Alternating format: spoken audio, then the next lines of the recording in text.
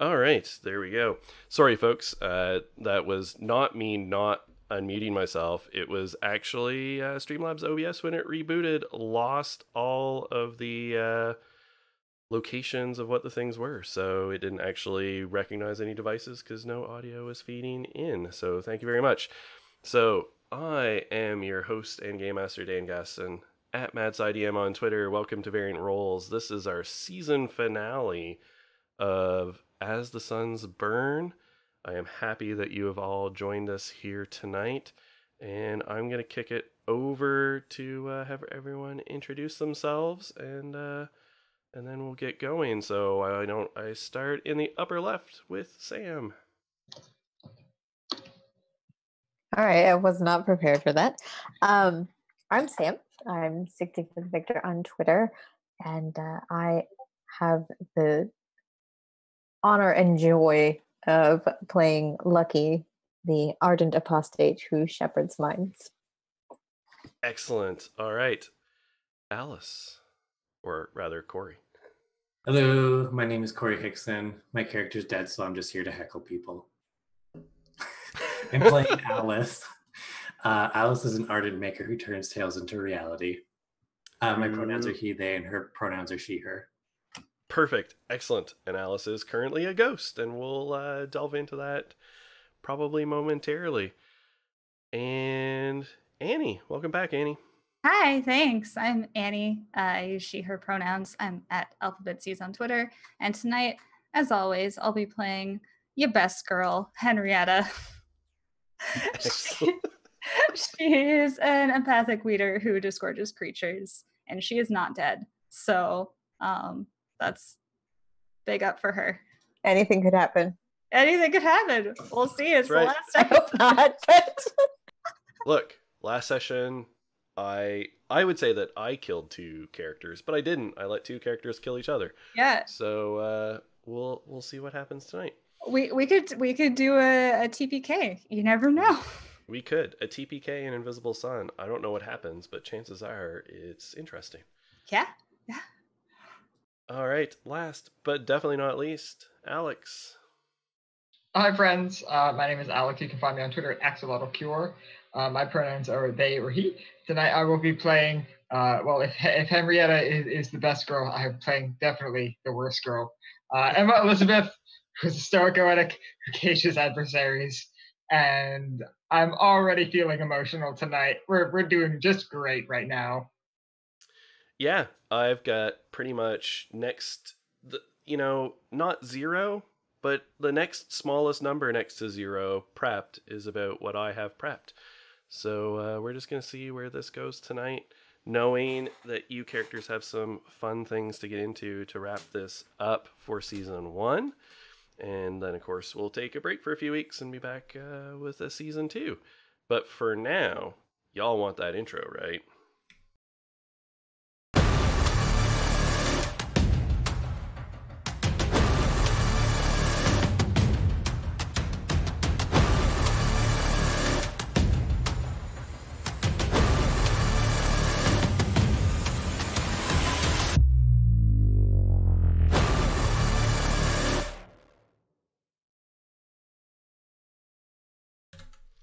All right, so where we're going to open is in one of the leech worlds of the green.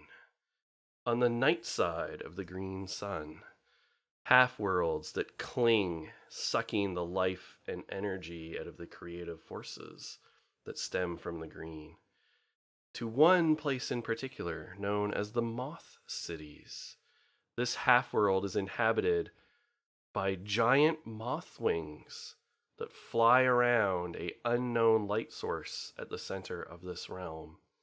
On the back of each of these moth wings are entire cities, inhabited with strange moth-headed beings, and visited by plenty of Vizsla here to learn their secrets. During their brief excursion in the red, Henrietta had learned that someone she'd been looking for a very long time, Orson Sin, supposed owner of Dark Basement, or at least holder of the deed, was in the Moth Cities. And so when Henrietta met a trader from the green, a Vizsla trader, hanging out in the red, just like them, who had recently come from the Moth Cities and was a walker of the Path of Suns. She took the opportunity to go there.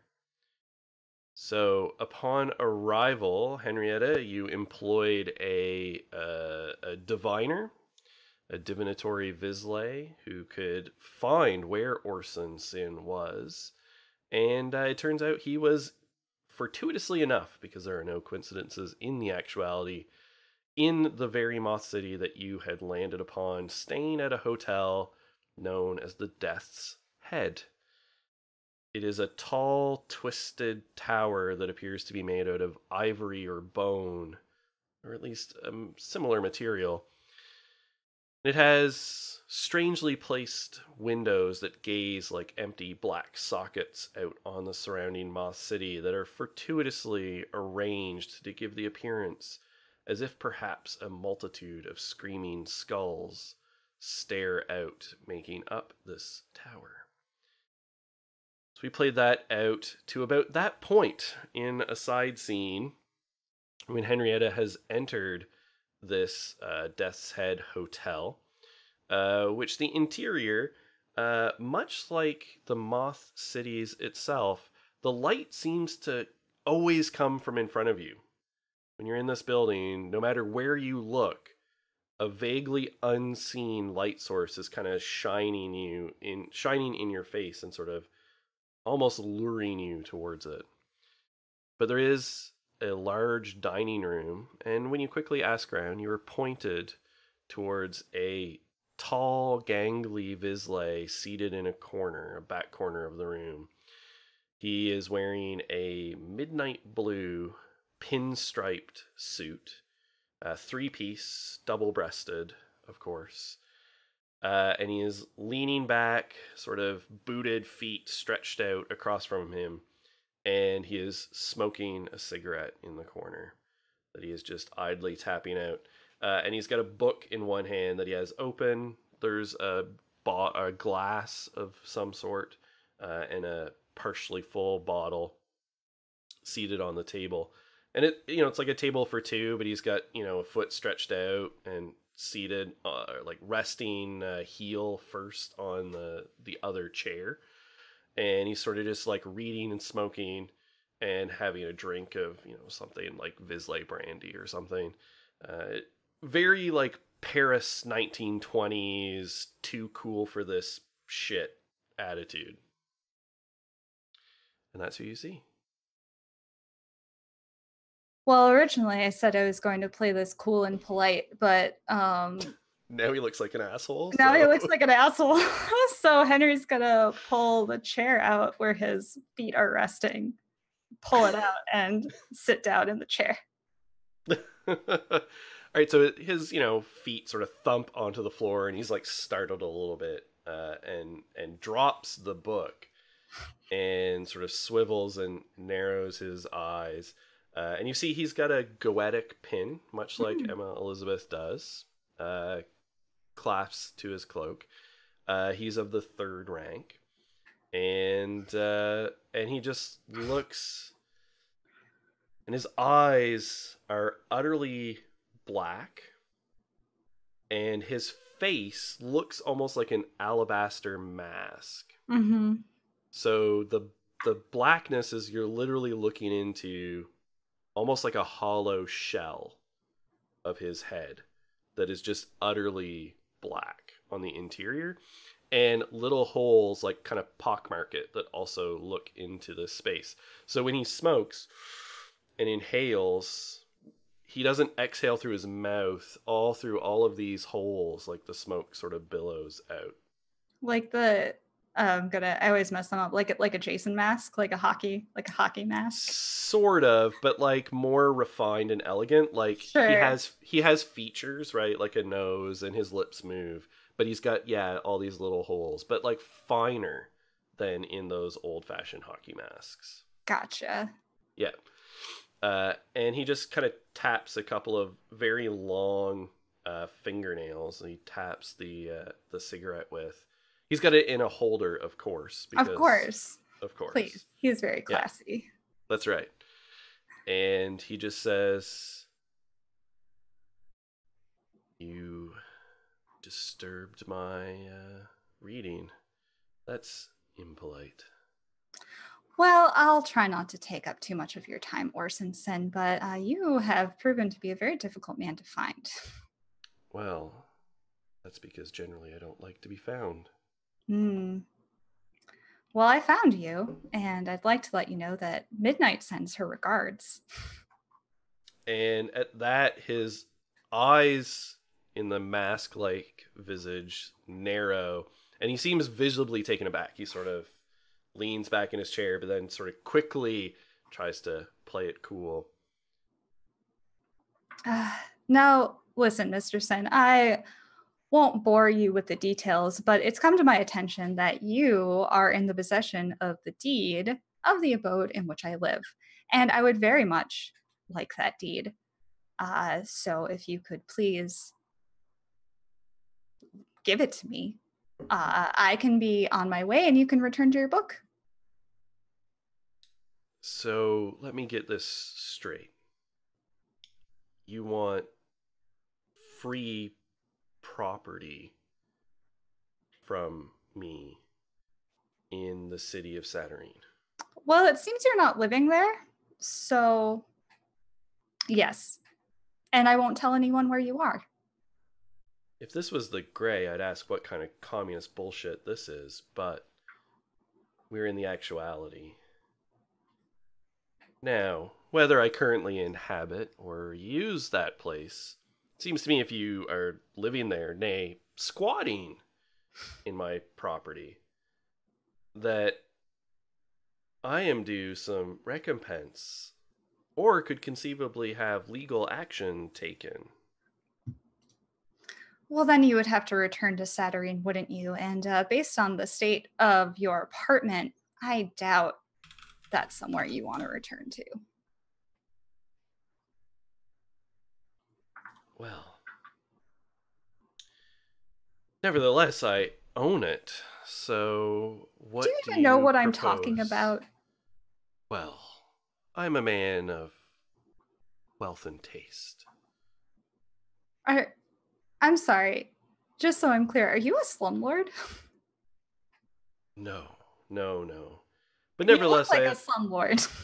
I have acquired multiple properties in the city of Saturnine for various uses. Some of them I've merely been holding in trust for other interested parties. So you're holding Midnights for Midnight, a demon who no longer even lives in the actuality? No, deals were made when Midnight decided that they had to flee the city of Saturnine for various reasons, and in the process I acquired the property as payment for my role in getting them out of the city and to the blue. Yes, that was a pleasant encounter. So, what kind of arrangement can we come to? Because I'm not moving. You come asking things, so why don't you open the negotiations? Well, she's going to take a swig from his bottle. It burns as it crawls down your throat, a thick, almost syrupy consistency, almost like tar.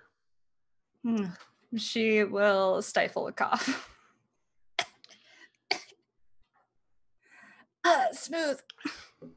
It's distilled by one Mr. Buckley. They tell me it tastes awful, but it works. I'm sure it gets the job done. Well, what does a man or a Vesuvlu like yourself even require? You seem to have everything you need in this corner. I have many of the finer pleasures indeed, but Well, let's just say that certain properties in Saturnine and Firetown in particular have, a little bit more than a passing bit of nostalgia attached to them. Places have power. Hmm. And what would one do with said power? Well, if one were so inclined, one would form networks of said properties, tied together to channel said power to places where it may be put to better use. Such as? Well, such as advancing the agenda of organizations that one works for. Hmm. Like the Church of Midnight, perhaps? Indeed. We do a great many good works, after all. So if I were to ensure that Midnight, or as I call it now, Dark Basement, were linked properly in your network, would that be a sufficient start to our negotiations? Oh, that is a most interesting opening gambit. I like the way you think. Tell me, are you a weaver? Yep. Sure am. Interesting. How far have you ever gotten in the spiders game? I've come close to winning, but I still have a lot to learn. Is Henrietta deceiving him? I don't know. I don't know whether Henrietta's ever gotten close to winning or not. Yeah, I don't know if we've ever like. It's one of the Weaver aspects that I've not really like gone down because they don't even describe how the game is played. They just say that it's that's right, like it's 40 chess. Yeah, and it's a secret. And it's a secret, so who knows? I mean, I assume that she plays it with her like, the knit and bitch Weaver sessions, but yeah, probably.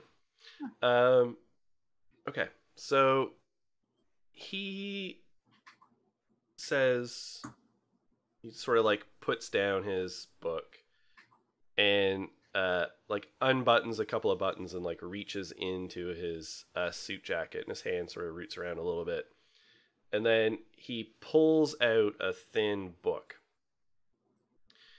and it's probably only half an inch thick, sort of like, think sort of like this size and shape, just like a fairly thin little grimoire, and slides it over, and it's called, the title that's on it is The Silver Webs That Bind and Tie. It sounds like a sappy like romance novel. I'm not gonna lie. Or a sappy BDSM book or something. Yeah. Weavers. For For weavers. And he sort of taps it and just says, there's a great many there are a few interesting secrets and rituals in this.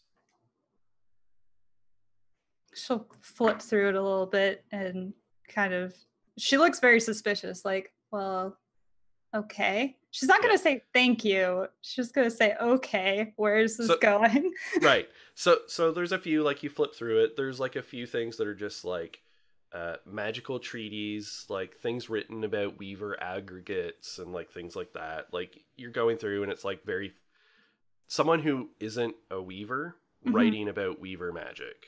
Right? So like, it's familiar, but you're like looking at things and it's like, well, actually, we didn't describe it like that. And, right.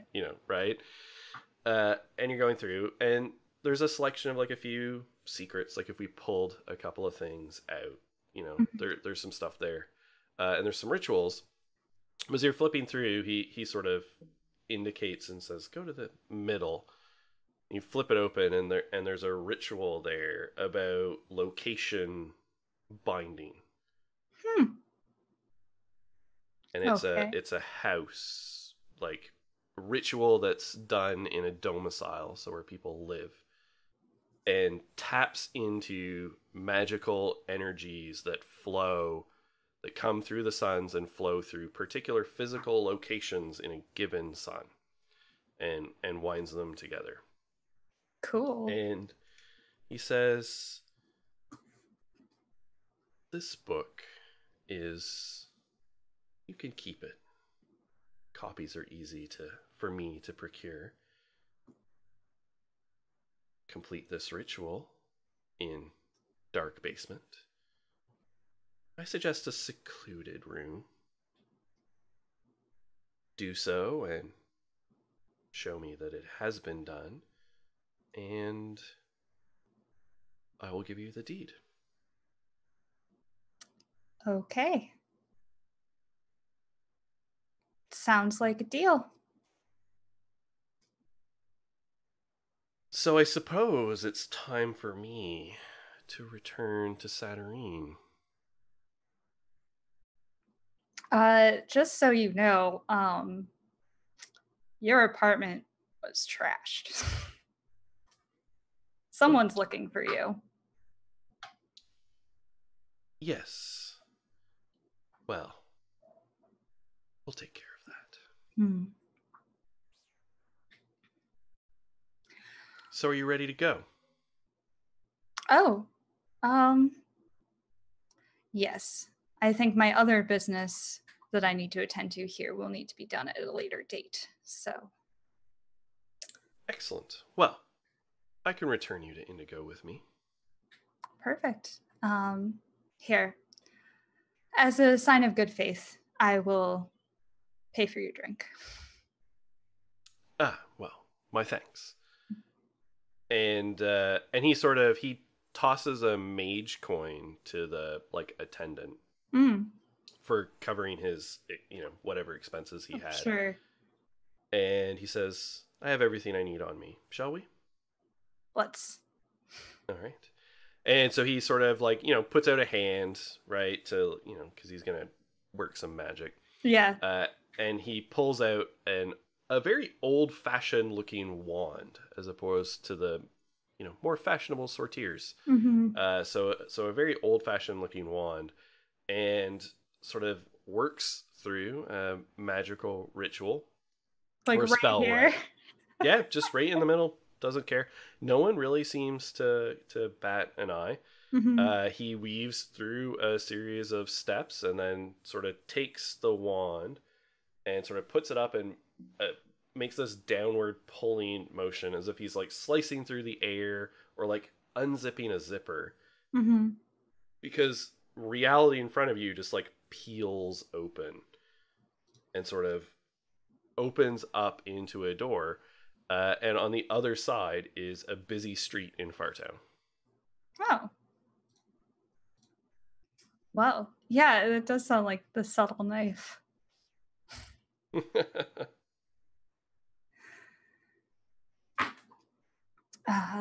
Well, thank you. This was much simpler than the way I was imagining getting back. Well, it's pays to learn the spells to ease one's journey through the suns when one travels as I do. Mm. Well, I will look into doing this ritual. Is there someplace I can reach you once it's been completed?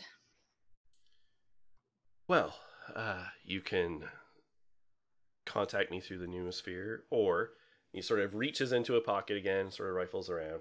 He pulls out a little card, like about the size of a business card, and hands it over to you. And it's blank, but he just says, just write my name on one side and your message on the other, and tear it into pieces and scatter it. Will do. And tuck it into the book, like on the ritual page, and slip it into her bag. Yep. And then he just gestures like a after you. Thank you. And we'll go home. Yep. And when he when he steps through, there's like an almost audible zipping sound, and if you had to like glanced over your shoulder, you would see it sort of like zipping back up behind him. Yeah, and if you glance back when you enter Saturnine, he actually looks like a different person. Oh shit! So Yeah. gone is the mask, and he looks sort of like a regular human male. Still has the jet black eyes that look like they're gazing into pits. Mm-hmm.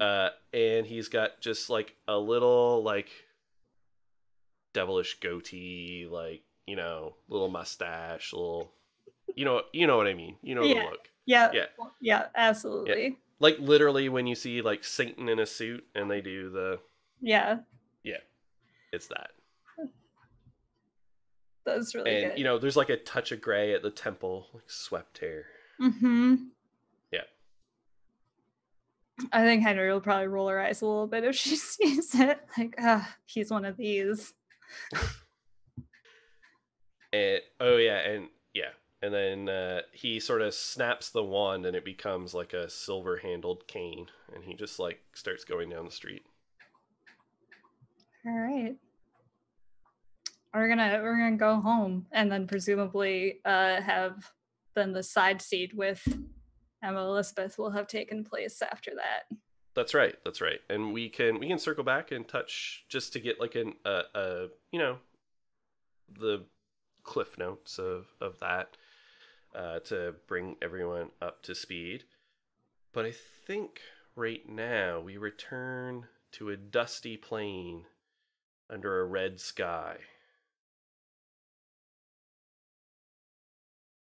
And after a day or so, I don't know, what would you folks have done? Actually, yes, maybe we're not under the red. What would you have done, everyone, with Alice's and also Nigel's? Alice's dust. That's right. There is no body. Alice is a pile of dust. Yeah. As Alice got, I don't feel so good, Tony'd.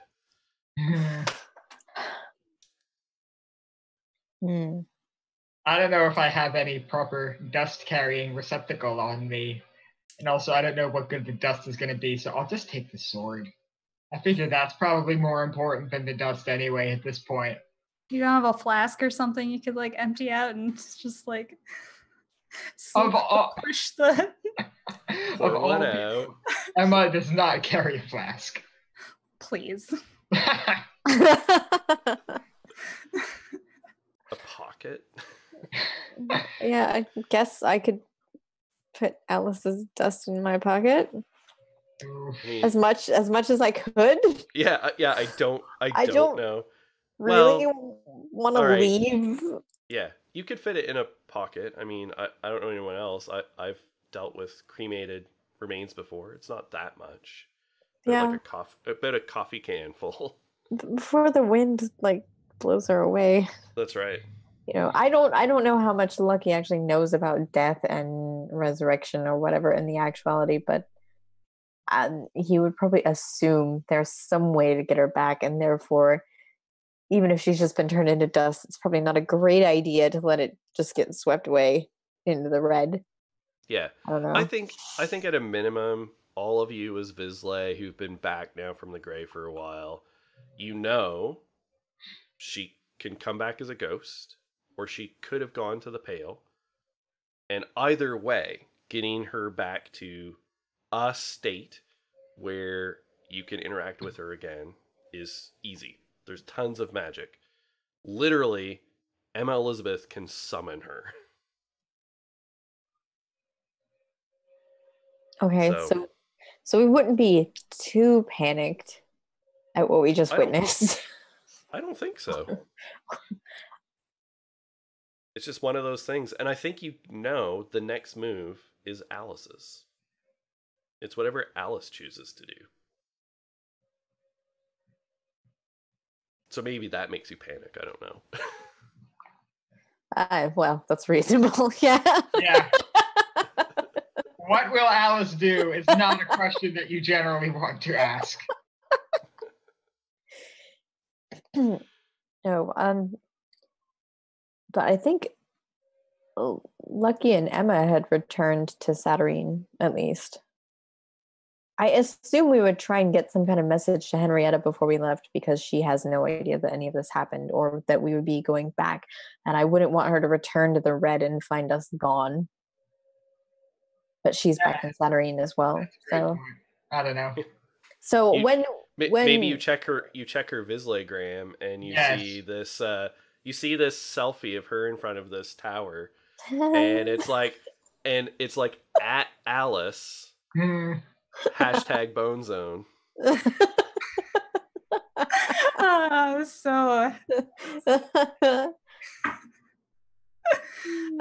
Bone Zone. All right. Well, then I guess we'll just, I don't know, scoop Alice up. There was a warrior demon and a warrior angel that appeared in front of us as well. I assume they went off and did their thing and just left. But that's what came out of the legacy artifact, right? That's right. They materialized and then I think sort of looked at each other and sort of disappeared together. That's very romantic. Okay, then I guess we'll just get out of the Red as fast as we can, because fuck this place, quite frankly. I hate it. I never want to come back. Yes. So did you return through the rent, like through the tear? Or do you seek like another way? Like, what do you think, Emma? Like the sun ships. Actually, now we've decided. Just the two of us right now. Yeah. Actually, thanks to Matthew W. Foreman, we've decided, or he has decided and made it canon that the sun ships are actually it's now a train network. Or that runs beside the sun ships, but there is also a train. From the Red, is it following the path of suns or opposite? I think it is following the path of suns to go from the red to the. Can I get the cosmology of that real fast? Absolutely. I have to refresh my memory because I gotta admit that I forget the order like every time. Yeah. We don't know the order, but we do know that they burn, all of them. Yes. Right, not a singular sun, but multiple.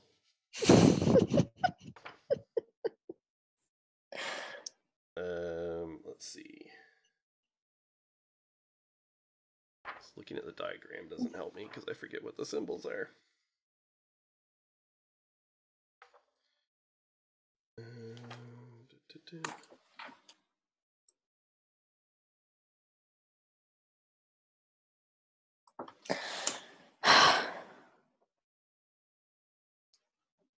I want just the path, not all the creatures.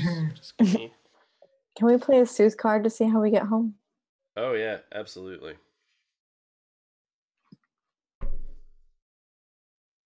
34, the path of suns.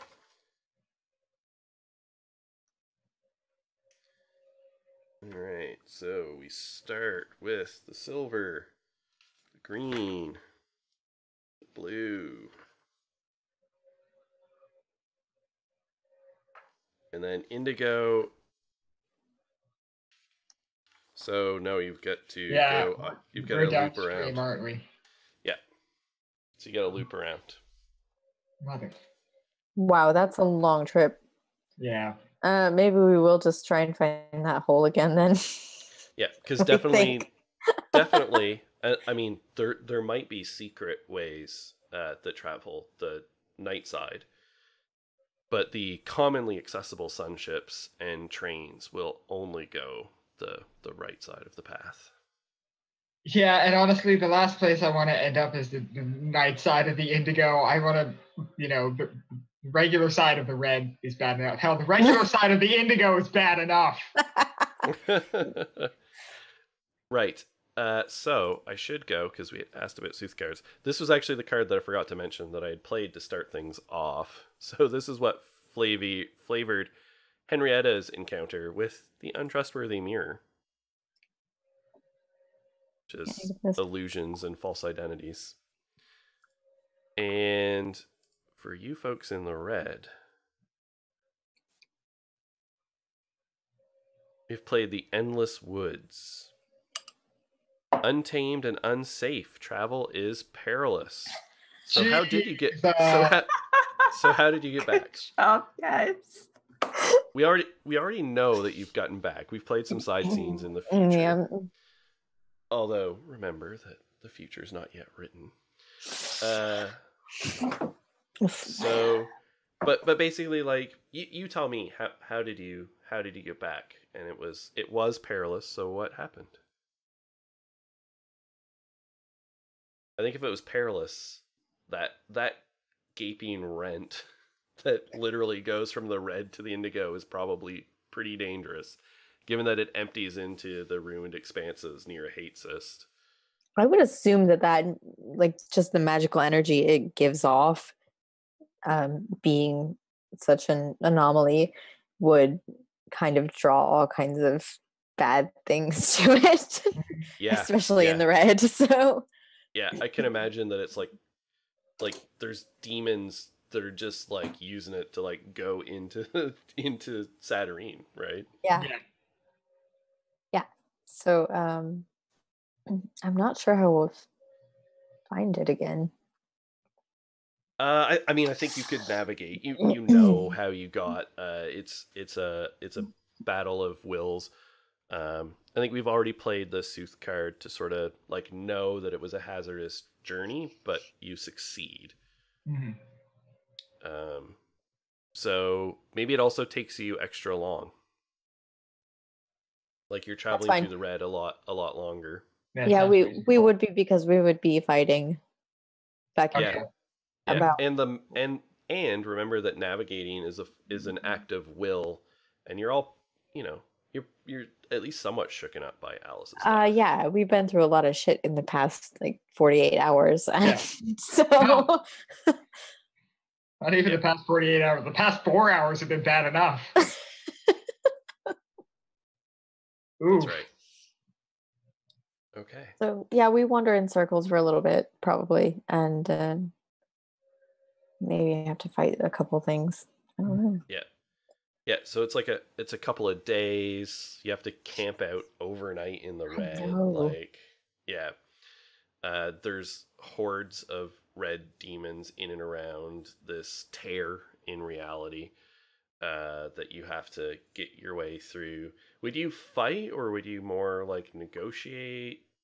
I mean, you probably couldn't get away without any physical altercation because it's given that it's Lucky and Emma and they are very volatile characters, I would assume that we would fight. Yeah, I would too.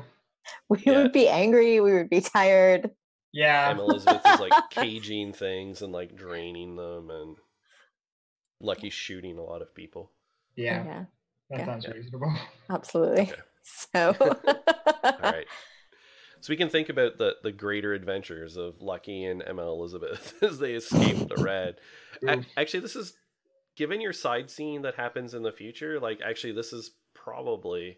It's a great bonding experience. It's a bonding moment. Yeah. Yeah. So if you want to, why don't we fast forward to, you're in Saturnine. You've got back through the ruined expanses, which are like now crawling with demons, and not just like demons of the red, and not just things from the hate cysts. You probably had to evade at one point the Pristine Guard. I know them again. Jesus. Because they would be patrolling and the increased activity. Mm-hmm. But so as you all get back to Fartown, why don't we leave it with you two, if you want to have a moment after this ordeal. I mean, immediately after we return? Yeah, basically as you get back to Fartown. Okay.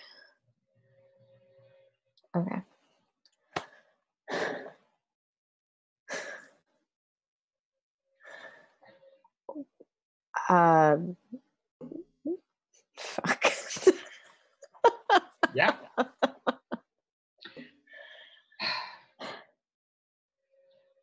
We're never doing that again. No, I don't even know what to do from here. We have to contact those washed up lunatics and get them their book. That's not really my first priority. What about Alice? We have to let Henrietta know what happened. Make sure that she's safe since she just went off on her own. Well, Henrietta is still a person of interest as long as this investigation is going on as well. So, all right. yes, we should do our best to make sure. Yeah. Okay. All right. You're right. Who are we taking this to? The spear tip of the unknowable, as if that means anything to me. I don't. To me. Where have I heard of that before?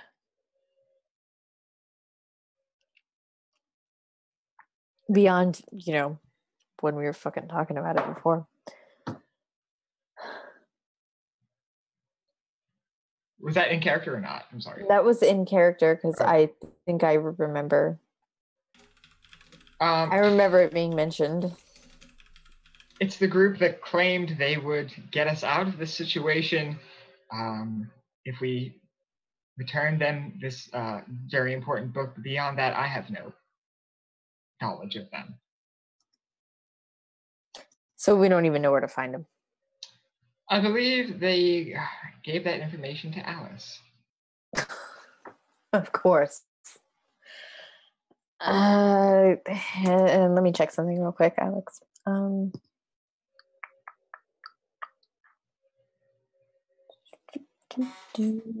Fuck.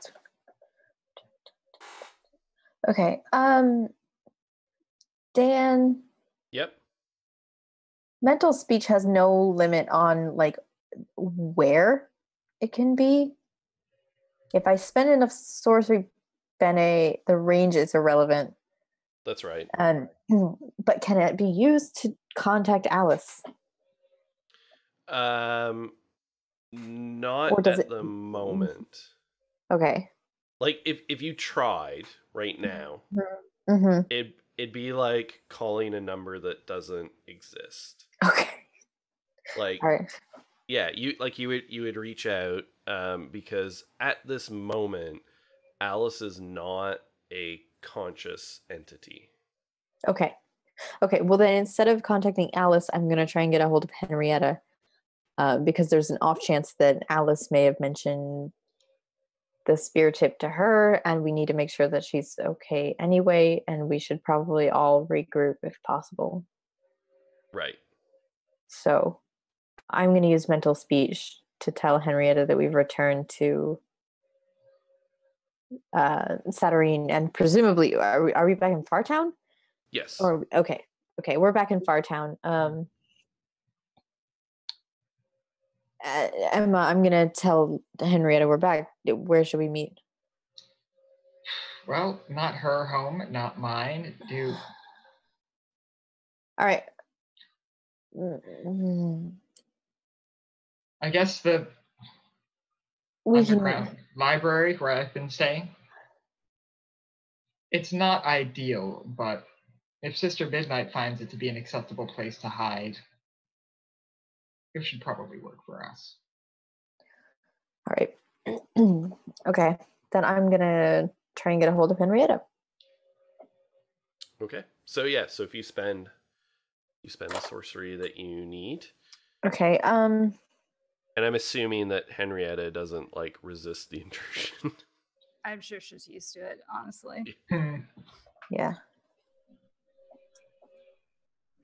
Hey, we're back in Fartown and some shit went down and we need to meet up and talk. Yeah, sure. I'm glad you're okay. Where do you want to meet up? We're going to go back to the underground library because I don't know if anywhere else is really safe right now. Okay. Near that, can you make it there okay by yourself? Yeah, I'll be fine. I'm at home right now. I can be there in how far away it is, like 20 minutes. This is, yeah, I'm thinking timing wise. This, yeah, that's right. You are home because you end up in the Moss City for like a day. If Yeah. if Yeah. Henry and I had that side scene, maybe could Emma go to Dark Basement, and then that interaction could occur, and then Henry and Emma could go together. Would that be possible? That makes sense. Yeah. Yep. Yeah. I'm just trying to think about the timing of it all. Mm-hmm. Yep. Yeah. Okay, well then, in that case, the conversation that Lucky and Emma had in Asperia, can we move that to walking through the ruined expanses or something? Absolutely. Yeah. It would make that more makes sense. So, Yeah. okay. Okay, cool. All right, well Thinking about linear time and fixed events is a gray concept anyway. all right. Then we will, okay, then if Emma's going to go take up Henrietta, I guess I'll go down to the library first. Okay. By myself. All right. Alice. Perfect. Mm-hmm. All right. So yeah, and so you regroup in the library and organize getting the book back to your contacts and all of that. So a day or so after, Alice, your like awareness of yourself as a being, as like a conscious entity, returns.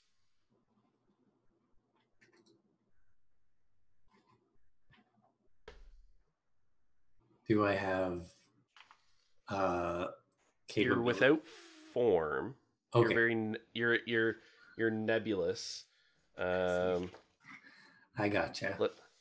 Because I think what you instantiate as at first is just a level 1 ghost, right? Yeah. Believe. This is in the gate. I remember if this is the gate or the way. The path. Page 20. Oh yes, that's right.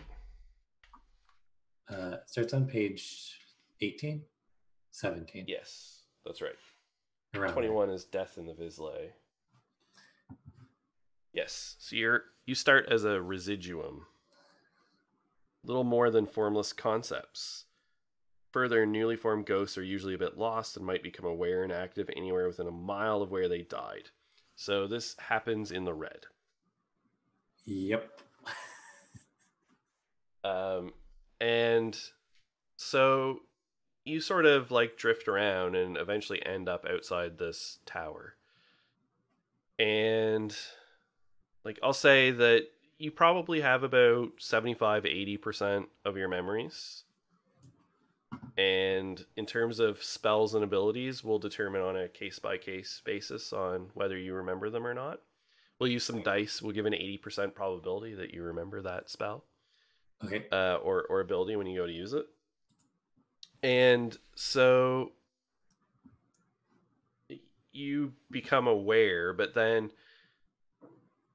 your body's not there. Nigel's might be. Did you, Lucky and Emma Elizabeth, did you just leave Nigel's beheaded corpse there? Yeah. Although a couple of days have passed and this is the red, so there's the remnants of Nigel's corpse because it has been at least partially eaten by a passing demon of the red. But his head is still there, untouched. But you can sense that what amounts to your disintegrated body is far away.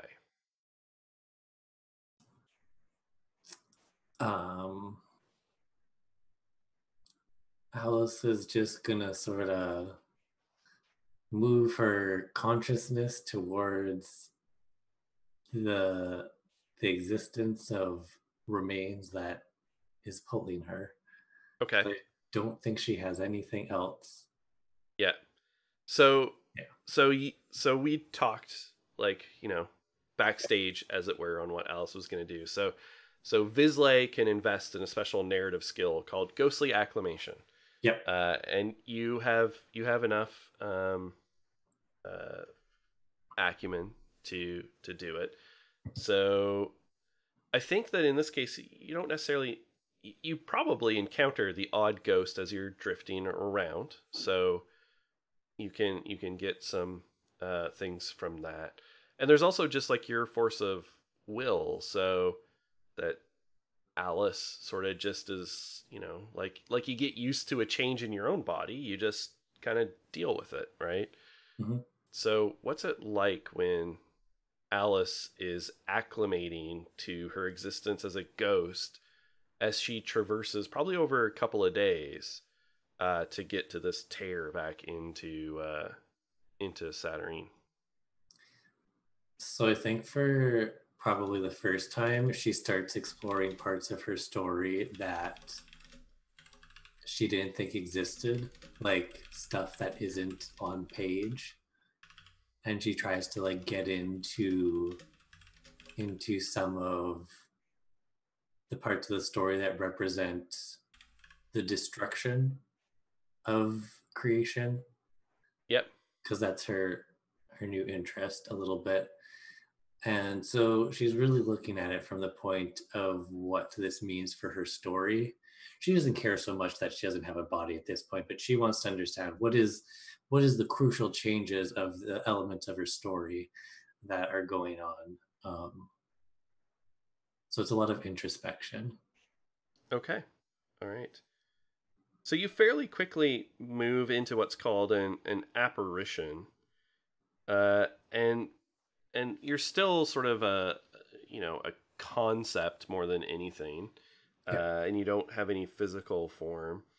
But you notice that if you will it to be so, you can make yourself seen. So for the first little bit when you're traveling, if you encountered a demon or Vizsla or person in the red, it's that classic, like the invisible person, like, hey, look at me. And like no one ever heard you or could see you.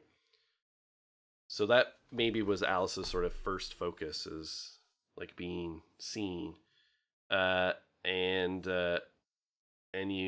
So you do eventually get to the point where you can make yourself seen if you wish it. I think the only capacity in which she would do that is if she is able to get a hold of any like direction on ghostly knowledge. Mm-hmm. In particular, she wants to try and get a hold of more of her memories and power that she had. Right. Yeah. So okay. She's keeping an eye out for that. I think she would probably be keeping an eye out particularly for makers as well. Yeah. Okay. And so what level of ghost were you going to acclimate to? So I was thinking of going up to 3, if that made sense, but I did have enough acumen to go higher if that's required. I can go up to 4. Yeah. So level 3 is a poltergeist, and at that point you can begin to interact with the physical world.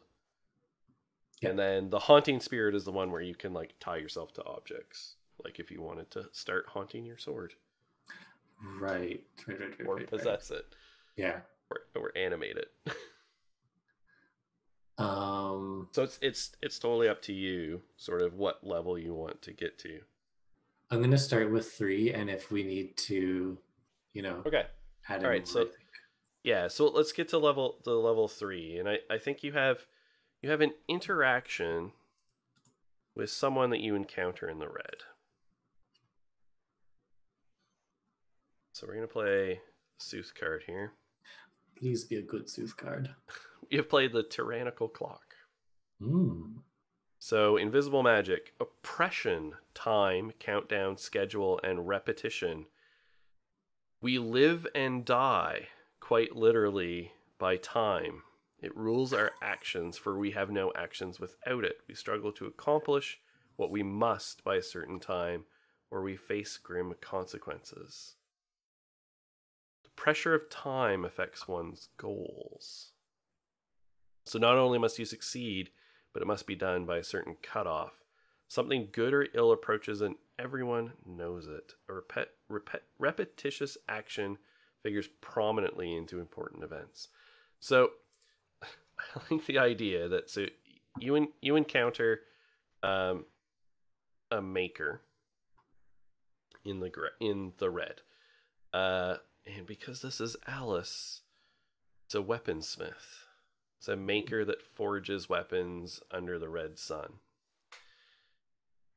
And it's a woman, or at least sort of, femme presenting. Heavy shouldered and muscular, though. Working, like quite literally working at a forge, quenching blades in probably like demon blood. And these are terrible looking weapons. Like, this is like Saruman's orcs, right? Like in Lord of the Rings. Yeah. These big, heavy, cleaver-like weapons. But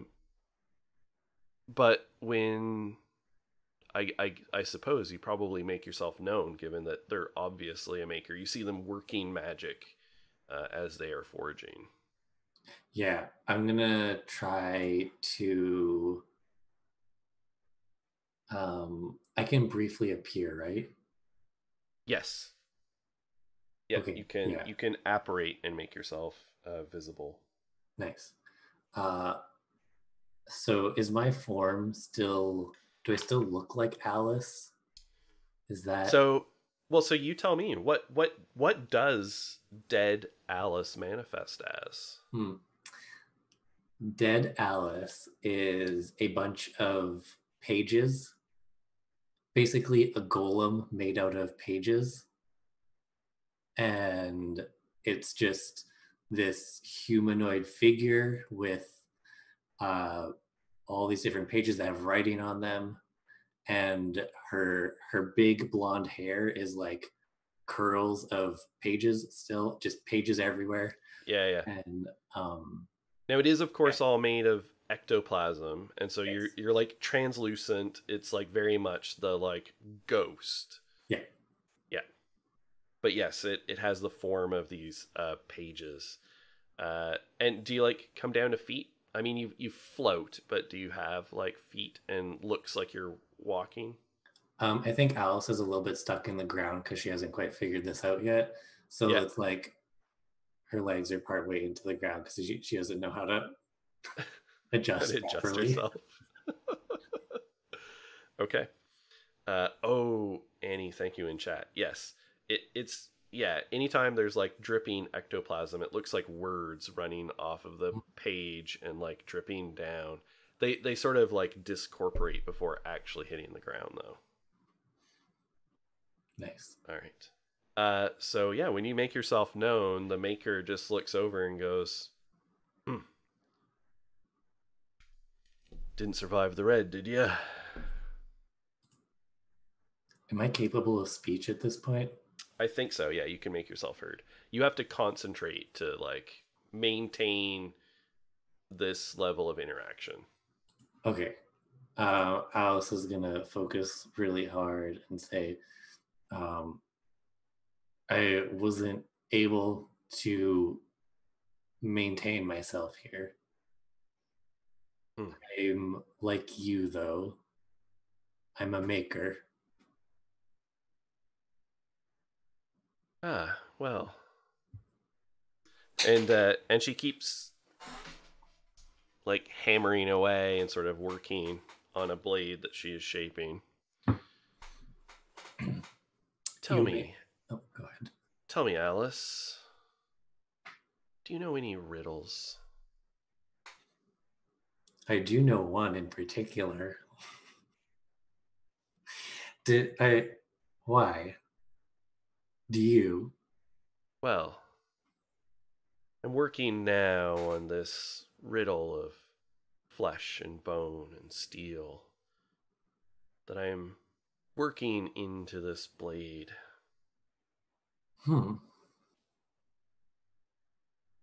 Interesting. Do you mind sharing a little bit more about that? If you want, I can tell you a bit about the blades that I have interacted with. You may have heard of the Vorpal Sword or the Sin Eater. The Sin Eater. Excellent. Well, the riddle, it seems to me that the bones anchor us in place, tie us to the earth. Like metal, which comes from the earth, from the ground, that we dig it up. Flesh and bone and steel. So if steel is in the earth, is it the bones? Is the dirt and rock the steel's flesh? Seems to me there are secrets there to be unraveled by someone if they were so inclined.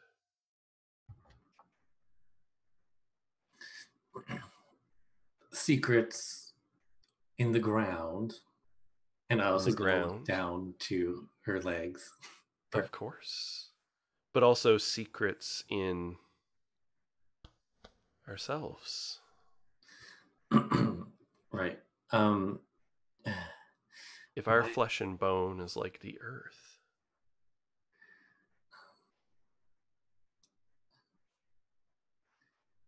Interesting. Now, do you think I would be able, or do you know of any quick ways to get a hold of this? I could just go into the earth, but I just thought I would ask before I do that. And she sort of chuckles, right? And like pulls this blade that she's working on. It's glowing hot at the moment and quenches it in this cask barrel of demon blood, and quenches it and then pulls it out, and it's still sort of dripping, and turns and swings, right, the blade directly at you, and it sort of just wisps through and says, well, I think you might have trouble actually interacting with anything. Yes. If you don't have flesh and bone, how can you understand that which is flesh and bone? You make a good point. Do you have some flesh and bone that I could borrow, potentially? Or if you want to check it out yourself? I don't, but perhaps if you have some secrets to spare, then I was once like you. Oh. I could tell you a secret or two that you might interact with the world around you once again. Interesting. Now, do you know any secret stories of the earth, Alice Tailweaver? Well, of the earth, potentially. I can take a look and see. I've forgotten some things, you know. Did you care at all about the Sin Eater? Ah, yes. Why don't you tell me that tale?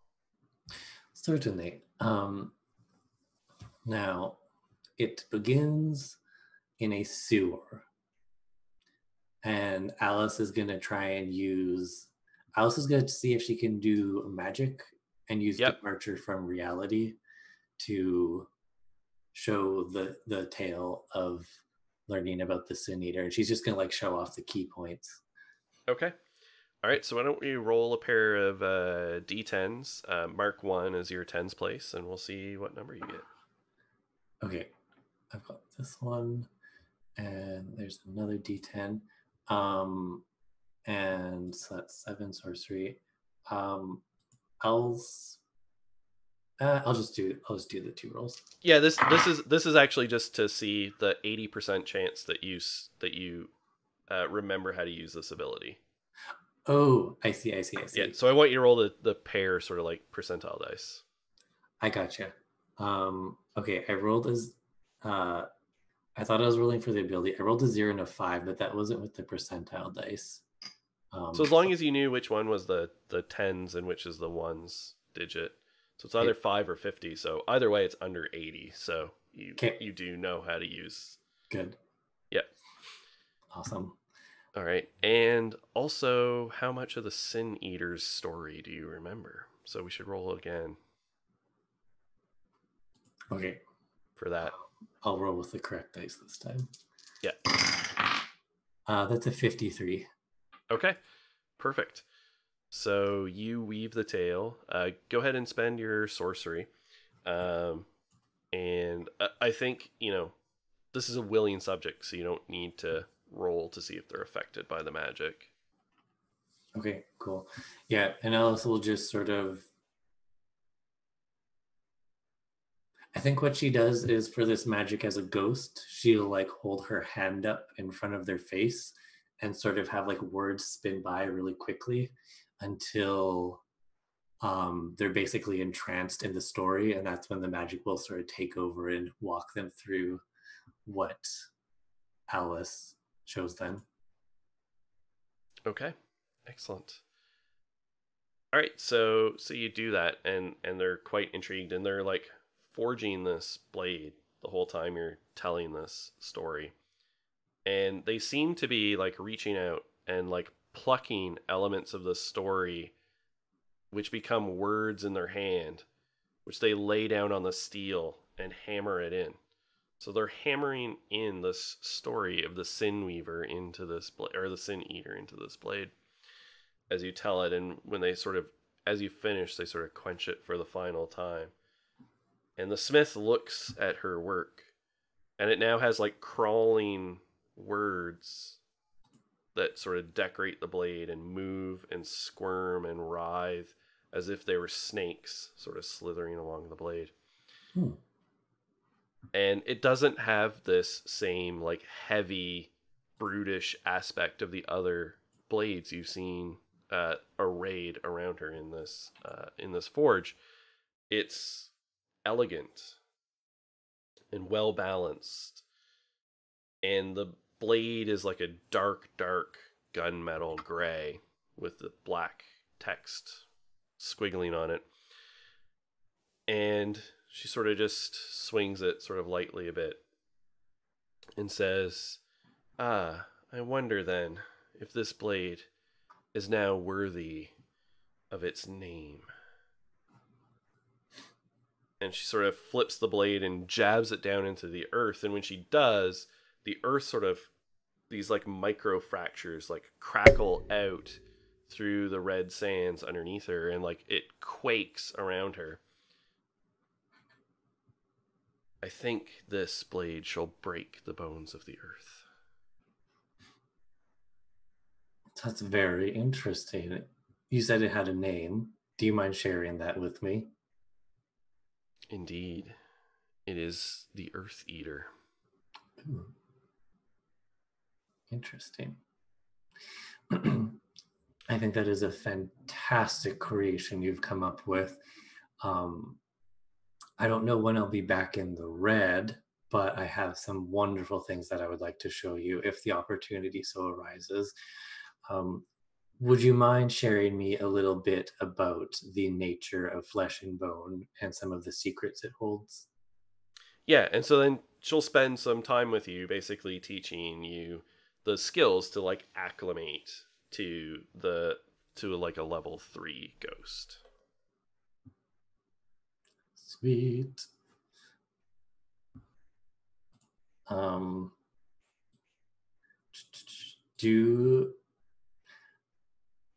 was also going to try and get a hold of the one secret. Is that something they would have here? Possibly. Okay. So which secret was this? It was the Memories of Life one. Oh yes, the one to like have all your memories. Yep. So let's see. And also spells, which... Yes. So we've played a Sooth card, which is the Sealed Door. I got this one earlier today, so oof. Yeah. I think you spend time looking for it, but you're unable to find it. Okay. You don't seem to be able to find it in the red. Okay, that's fine. Alice will keep doing her testing out stuff to see if she has knowledge and spells as it goes. Yeah. All right. So you eventually find yourself before this like rift, directly back to Saturnine, and like as a ghost, like you make yourself unseen and unheard. You float through, invisible and undetected by. I mean, some people could detect you, of course, but like the run of the mill stuff doesn't. And so you eventually find yourself back down in a hidden library underground where Lucky and Emma Elizabeth and Henrietta, this is like after you return the book, but the Spirit Tip of the Unknowable told you it was going to take a few days for them to work through. They needed it. They're going to use this book, The Treachery of Images, actually has rituals in it, and they're going to use some rituals to not undo what you did, but that will change the memories of a bunch of the people who are hunting for you, to throw them sort of like to cloak yourself in some degree of anonymity.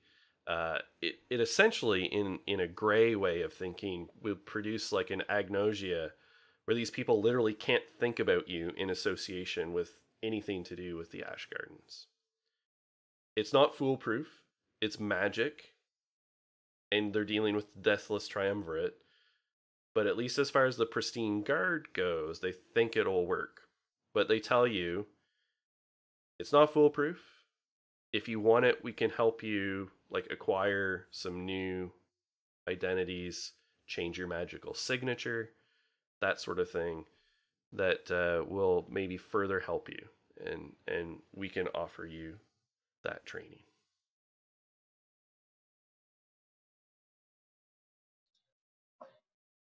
And so it's up to you. You don't have to decide right now. That's just like the gist of it. They tell you to lay low for a few days, and the library is a good place. And then you can return home, and Dark Basement should be fine. Asperia should be fine. My house. Yeah. Poppy's apartment, all that. The Poppy and Lucky's flat. So Alice, you find your way back when the three of them are like holed up in the library. So one of the three of you, like, you're holed up in the library still. You probably got another day or two to go before you can return to your lives. So how are you passing the time in this dank sewer library temple? Okay. Reading. Like Henry's gonna be flipping through that book that Orson gave her, looking up secrets and probably marking it up with like, nope, wrong, incorrect. Well, I'm reading that ritual. I've got one shot at this motherfucker, so I'm doing my best to make sure I do it right. Okay. Lucky, is Poppy with you? Or did you leave her with the spear tip?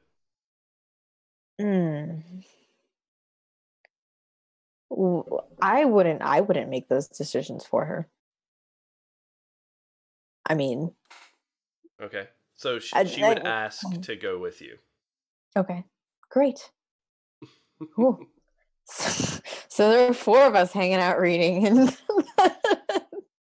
yeah, underground library. Poppy loves it. It's full of weird books. Oh my god, has this been really awkward, or like, are we all chill? I don't know. At the moment, she's like in the stacks, looking for another book. How big is this place? It's fairly big. I don't think I've been here. Yeah, you visited. Did I? Okay, I think so. I don't know if I ever heard the description then. Yeah. Can we get a refresher? Yeah, so down in the sewer, and at a certain point, the sewer tunnel turns from stone to something with the consistency of flesh.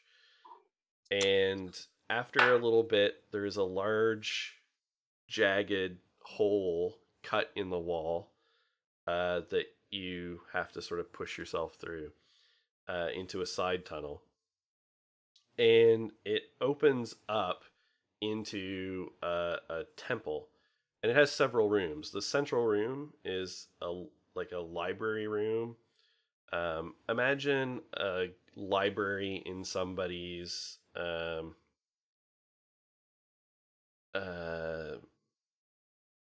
like a country manor house or something, right? So like it's a reasonably large room, but it's not like the New York Public Library or something. And then there's some like small rooms off of it that are like monastic cells almost, like just big enough for a person to sleep in on a pretty uncomfortable bed. Um, and there's at least one old priest here. So he's got his room, and he mostly leaves you to it. Like how old? Like, are we talking about the shrine dudes from Breath of the Wild? Like, just I haven't played Breath of the Wild. oh, they look like crazy mummified. Yeah, they look very dehydrated and like They look like they need just a shower. Yes. Absolutely. He looks like he could be dead, in fact. oh, Great. okay. That's for my brain. I'm avoiding him. Yeah, he mostly keeps to himself. So he seems to be like a fairly high rank. So like his cell, if you've ever like you catch a glimpse of it when the door is open periodically, is a bit bigger. And so he's got like a private study in there.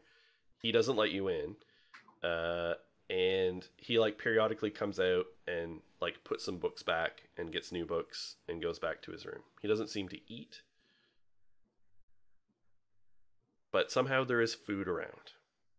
Like food just sort of magically appears. Since Emma's been living here for, at this point, I think weeks. I like to think that she has a very nonverbal arrangement with this person where, like, if they see each other and make eye contact, they nod, but they do like deliberately make an effort not to make eye contact so they don't have to acknowledge each other. Right. We're just like, we're both here, and that's just how it is right now. Yeah. So he's like the head priest of this weird sect, and everyone else is maybe dead. You know that his title is the High Prattler. But despite that, he doesn't talk. So you're hanging out. Yeah, so Lucky or Poppy's going through she's got her old military jacket from the war covered in patches, of course, and knee-high boots, and she's got that tentacle skirt, which is her favorite.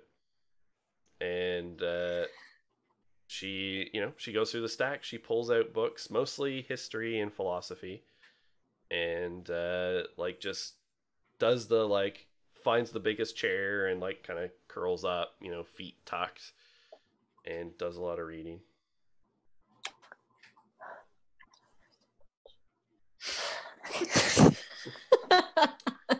She totally does the thing where like she puts her feet up in Lucky's lap all the time.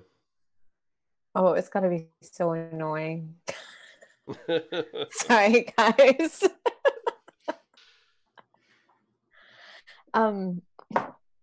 Okay, if I get a chance, I would like to talk to her about the people that she stayed with. Okay. Partially out of guilt and also because she had told me a tiny bit about them when we are in her note, I think. Yes. But it sounds like they were a little forward thinking, so. Yeah. They were Interesting. A lot of physical training, like they were soldiers preparing for war. Where did you meet Vizsla, these guys? where did I meet them? Yeah. Oh, well, they introduced themselves to me. When? Like at school? Or No. What, when you were off doing your thing a couple of weeks ago? they You just know, when you approached you and you just trusted them? well, they mentioned your name. Sorry, you cut out there. They mentioned what? They mentioned your name. They knew what you were doing. It's a little weird. They knew about the Ash Gardens.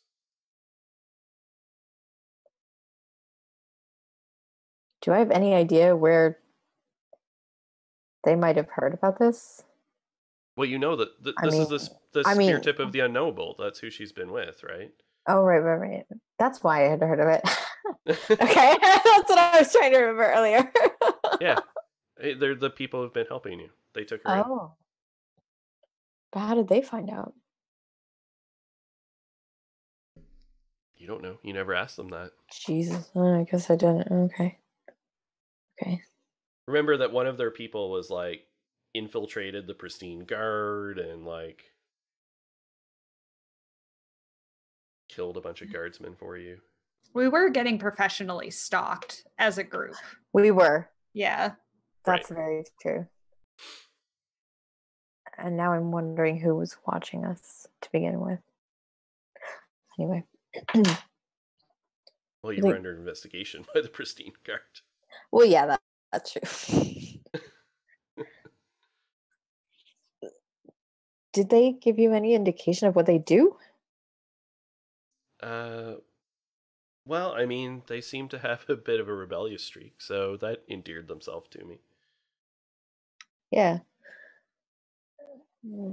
They might be somebody that I want to keep in contact with.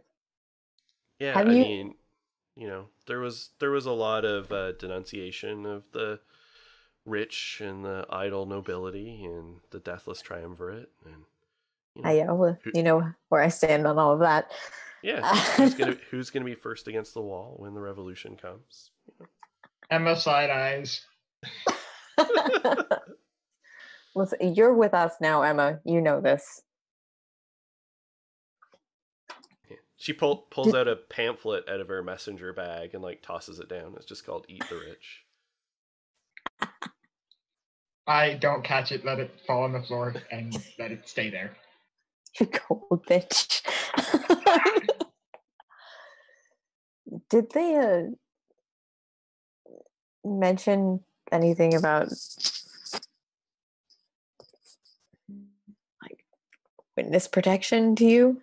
Because I feel like that would be a good idea for you, at least. Well, I mean, that's why I was staying with them. Right. But once this is over, Yeah, they told me the same thing as they told you, right? Lay low for a while and, maybe cook up a new identity. To be honest, I was done with the old one anyway. I mean, they're already cut off, so right. fewer ties there, the better. I'm going to look over at Henrietta and Emma. Emma, I assume you won't take them up on this deal. I would very much rather not.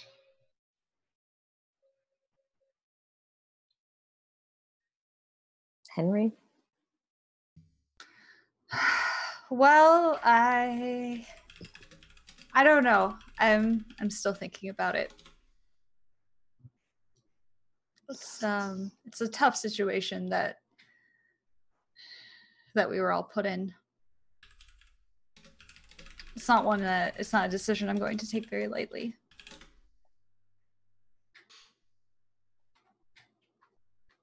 But I am going to be tied to my current home, so it's more likely that I'm just going to stay how I am. Depends upon what name you put on the deed, I suppose. If anything, that feels like a better opportunity. Yeah. It would look pretty official if somebody else took over Dark Basement, but the somebody else just happened to be you.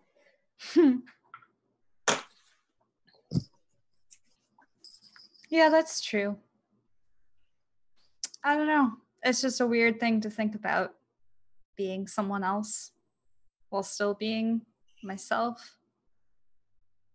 It's a little more existential than I normally want to get when I'm sitting in a, well, I guess not really any different than my normal dwelling. It's only moderately danker and darker as Just a dark basement. A deeper basement. Basement. Dark basement 2. Deeper, darker. I was going to say a darker basement with walls with the consistency of flesh. Oh. Yeah. Henry's like touching them, like, maybe I'll redecorate. This is kind of nice. The wall ripples under your hand. No. Feels almost homey. The wall purrs. Oh no.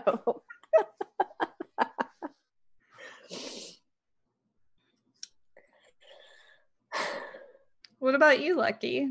What are your plans? Oh. My dice. I don't think I'll be speaking my plans out loud for a while.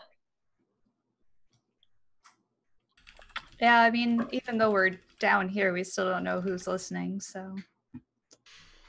So what's going on, Alice? As soon as that's said, Alice wants to throw a cup at the wall. Okay. Just like... Yeah, so like a cup goes, just launches off of a table and smashes against the wall.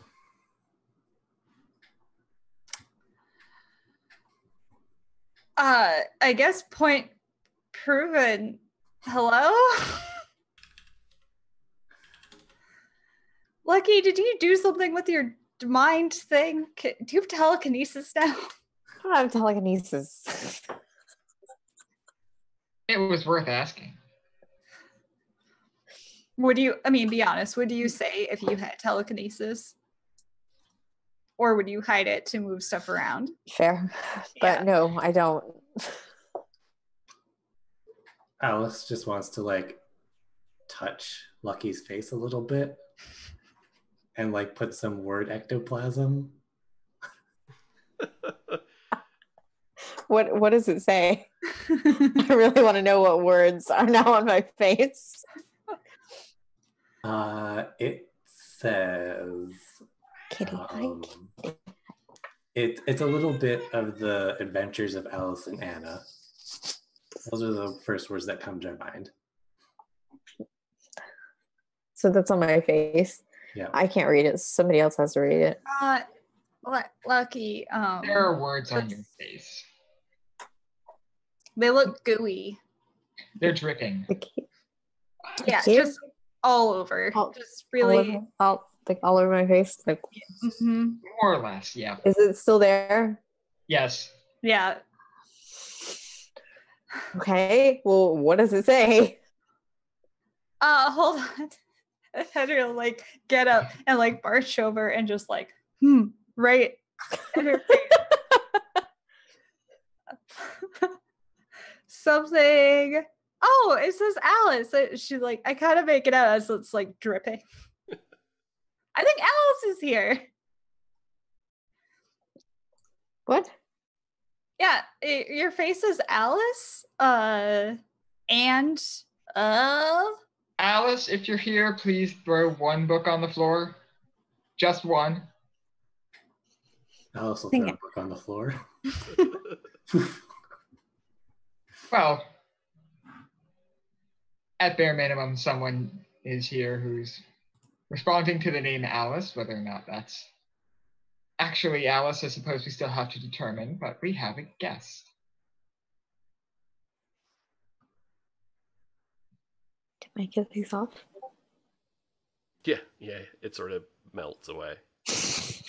Is there, I realize we're at a library, but is there a like gramophone or like photograph yeah. or some sort of Yeah. music playing device? And I'd be like, yeah, absolutely. like Alice, you can haunt this.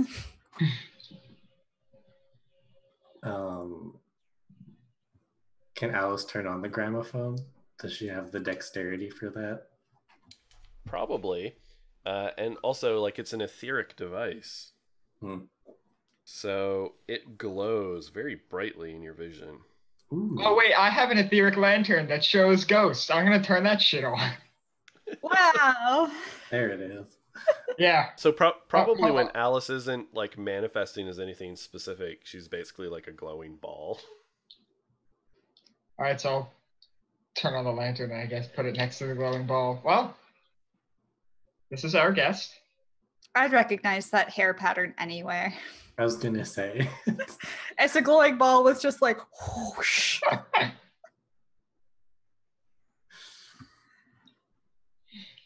Well, welcome back, Alice. Alice will try and concentrate on some words and say, I'm not quite back, but I'm glad to be here. Fair and accurate enough.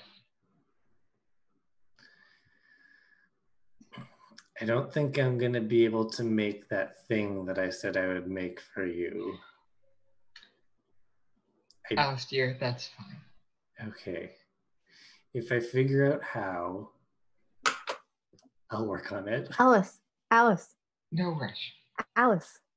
I have your body, or what remains of it.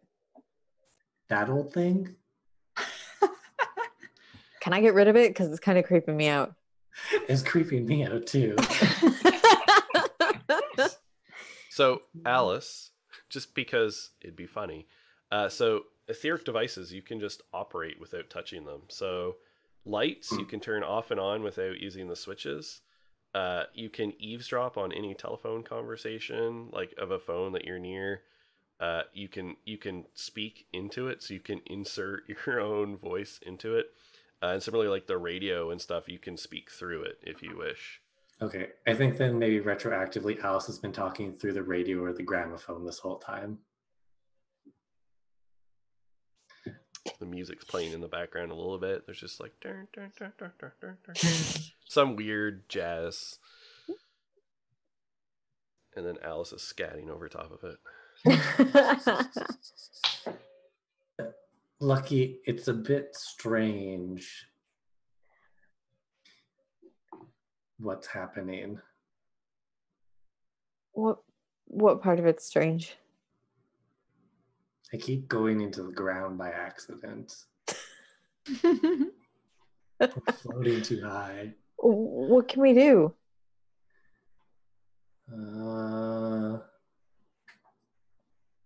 Well, we were working on becoming better friends. Do you still want to be friends? Of course I still want to be friends. Okay, I was just checking, just because I didn't have a body. Right. Well, it doesn't really matter what form you're in. We're still friends. Oh. So let me know what I can do to help you. Well, I'm still trying to become corporeal. Do you have anything that does that?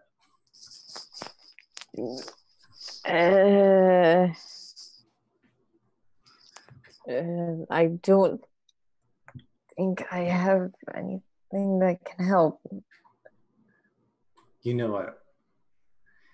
Your friendship helps me stay in this world anyways.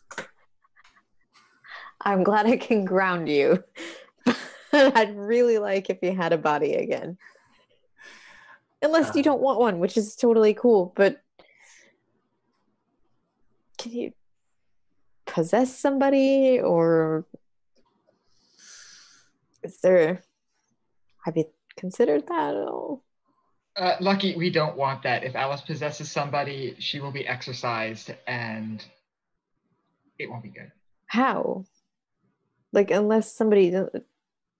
I mean, unless you have someone willing to give up all of their autonomy in exchange for hosting Alice, she would most likely be exorcised and banished back to the Pale for a significant amount of time. Oof. Well, why can't one of us? Yeah, I mean, wouldn't it Host her. be temporary until we figured out? It's no different than having a fucking demon inside me, is it? That demon wasn't mature. It wasn't quite the same development stage that Alice is at. I think my wife might let me. Where? I'm sorry, what? You're who? Oh, Alice, is this the thing that you forgot and now you've remembered? Yep, that is precisely what that is. Oh. So is your wife Anna? Yes. And I'm gonna start throwing like more ectoplasm on people and be like, just like put the story everywhere. I like to think that now, like, every wall and bookshelf and everything is covered with this story and just wrapping around us all over, including on us. That's when we went out to the mountains together. It was a really nice trip, but there were some mean people over there. Mm. Well, All right. Alice, honey, yeah, where is Anna? Do you know where to find her? Well, right now she's on the walls. You're looking at her. Mm-hmm. Yep. I don't know where she is though. It's just something to consider.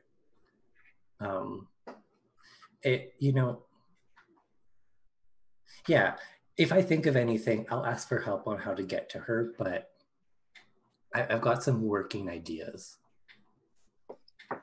Okay, sure, but we cannot allow you to possess Anna if she's not here to be possessed. It'll take a bit. That's okay. This gramophone is very nice. Sure. It's not really that portable. Can she go into my Etherlink? I mean, she could use it, but the Etherlink just does like some connections to the noosphere, which Alice can actually interact with pretty easily as a ghost if she wishes. Well, Alice, I think we're going to be down here for a little bit anyway, so maybe that gramophone isn't the worst place for you to stay right now. Oh, it's quite comfortable. And she's not actually possessing it. She's just speaking through it. Yeah. Yeah. Alice is going to pretend that she's possessing it. Yeah, for sure. Emma Elizabeth can see the lantern. Alice is just like standing there. I don't know how that lantern works. Okay. What's going on right now? Are we, did things get solved with the book? More or less. Wow. Kind of waiting to see what happens after. We've got a couple of days of downtime, and then I don't know. They want us to potentially assume new identities, and it's a lot. Mm-hmm. We've been told the current solution is not absolute.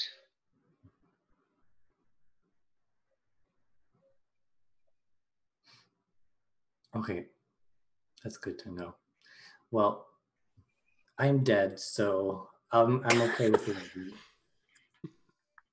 I don't have anywhere to be. No bills to pay. No home. No home. No body. No body. Jesus. Alice, for what it's worth, I did keep your sword. So when you return to a physical state, I'd be happy to return that to you. But if I were to attempt it right now, it would just fall to the floor. So Yeah. I appreciate that. I'll see about getting a hold of that in a literal sense. Yeah. Smart. And should you ever find yourself back in the Pale or in any situation, I should be able to summon you, especially after showing us what you did. Oh yeah. Yeah. The whole Yeah. become the blade show that. Well, Probably shouldn't say that too loud. it happens, but if nothing else, it'll make you easier to contact if we need to bring you back. Yeah. Does anyone else want to share their secret soul?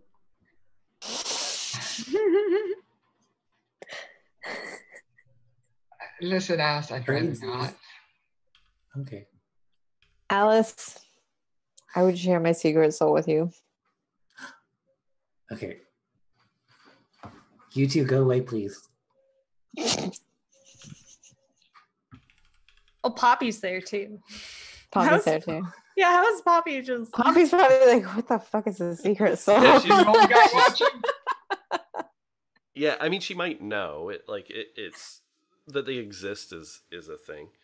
But yeah, no. Poppy has actually just been sitting in the chair, reading, and she's just like looking. And every once in a while, she's just like glancing up over glasses and watching, like sort of the three of you, and looking at the gramophone.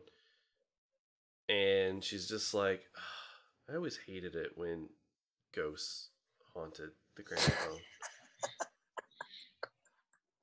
Really not But good for the mechanisms inside there.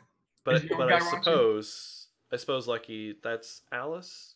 Yes. That's Alice. Hi, Alice. Alice, this is Poppy.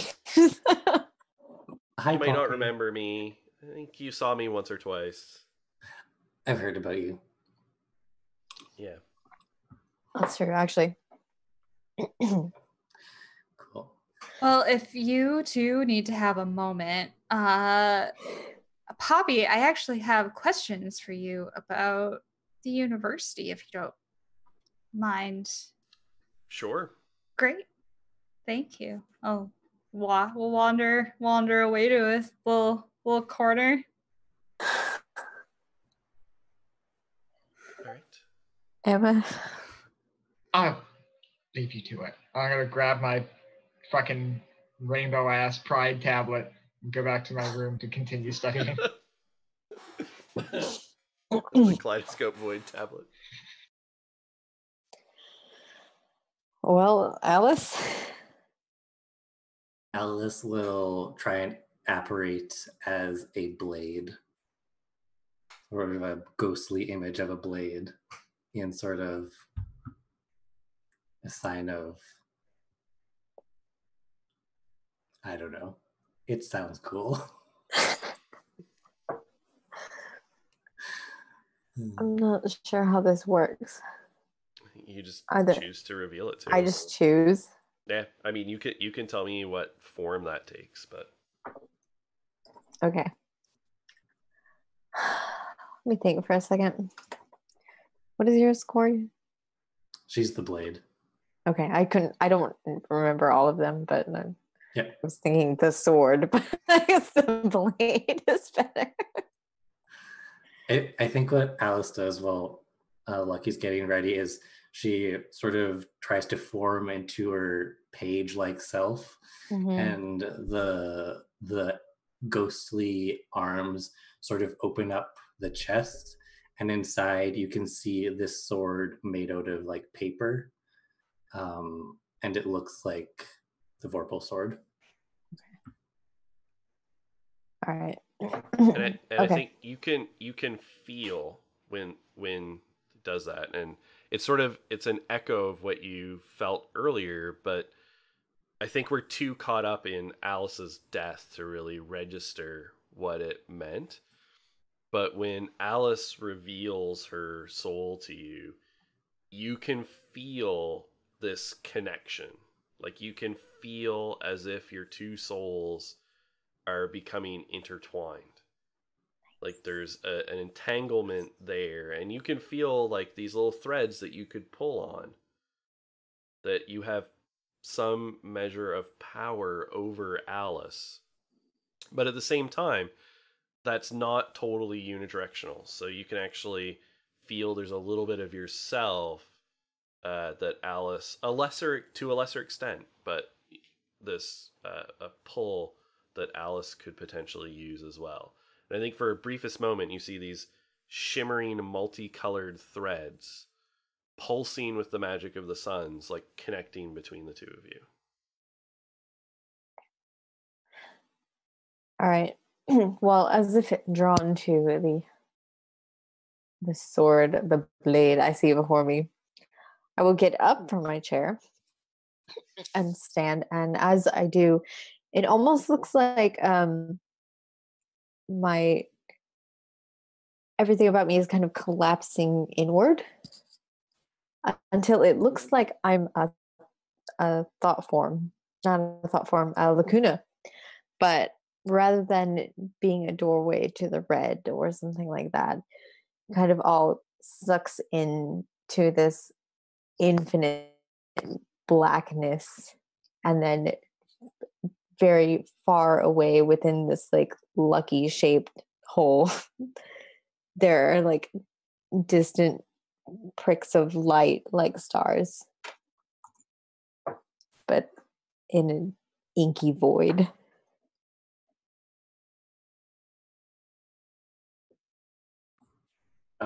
Alice will move a little bit closer and sort of like let the lights of the invisible sun sort of reach out and connect.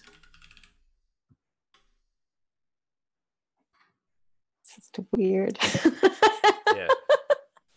And so now, yeah, and so it's like the reverse situation where like Alice can feel this like knotted thread that she could pull on and use against you.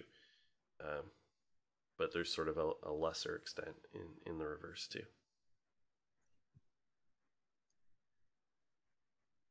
Once that's complete, the whole thing will happen in reverse very quickly. It's gone. It's not visible anymore. It's just lucky again. Alice will just wisp out, go back to the gramophone. All right. So during this hideout and fast forward a bit, but Alex, how long does Emma Elizabeth wait before she has decided that it's time to begin this ritual? I'm muted. I think she has some things to accomplish first. So the first thing she needs to do is to actually go to her order and see if she can't get some juice to power this ship. Okay. So let's just play a card here and see. Sure. We'll leave it up to the cards. So we've done some stuff behind the scenes. Yeah. In prep. And we have played Relentless Rumor. Endless half-truths, incessant drives, and ruthlessness. There is never a real truth in whispered rumors. Searching for authenticity amid the clandestine, furtive words of a rumor is a fruitless task, and yet still we try.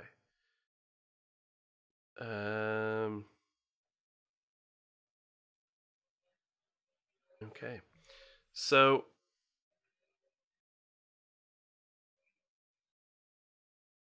I think that the shape that this takes is going to your order. What are you hoping to get? Well, first of all, I guess to specify where I'm going, I think it's at 5th rank, or it might be 6th. Goetics take on like a name as like the master of something. It's a master or keeper, one of those. So if there's a master of rituals, which I certainly imagine there would be, as rituals seem relevant to have someone to look over, that's the person I'm attempting to track down. And I'm specifically looking for between 6 and 10 Goetics who can just dump a bunch of magical juice into powering something. That's all I need. They would not be put at risk. And in exchange, I would give the order the monograph, the tablet. Okay. All right. Okay. So yeah, because you just need people to fuel the like 10 sorcery. 10 sorcery per hour for 6 hours. Yeah. Okay. I think it's 10 hours. 10 hours of meditation and focus. Is it? Okay, well. Oh no, 6 hours performance. Yeah. Yeah. Right. Yeah. So you have to spend the 10 to get it started, but then other people can come in on the other stuff. Sure. Yeah. So yes, I think. Let's see here.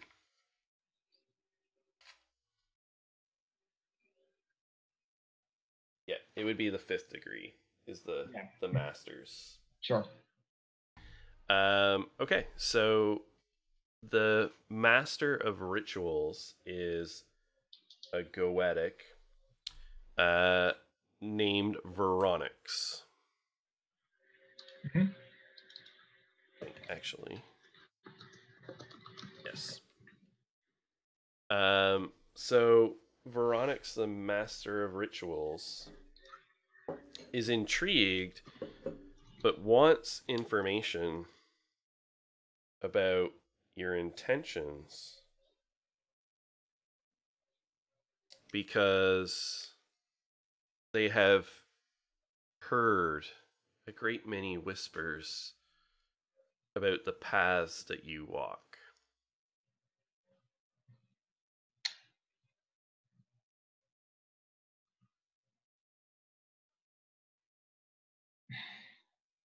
So they're basically, they don't trust you. Sure. Yeah. Well, I can assure you that. Well, if you've heard about things about the paths that I walk, I suppose I should probably tell you that I intend to abandon those as quickly as I can. This is intended to undo a very great mistake on my part. And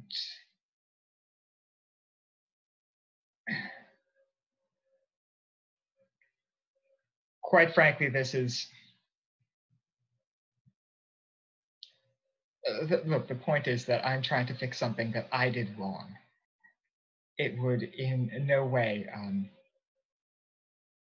affect our order negatively. Honestly, it wouldn't affect our order at all.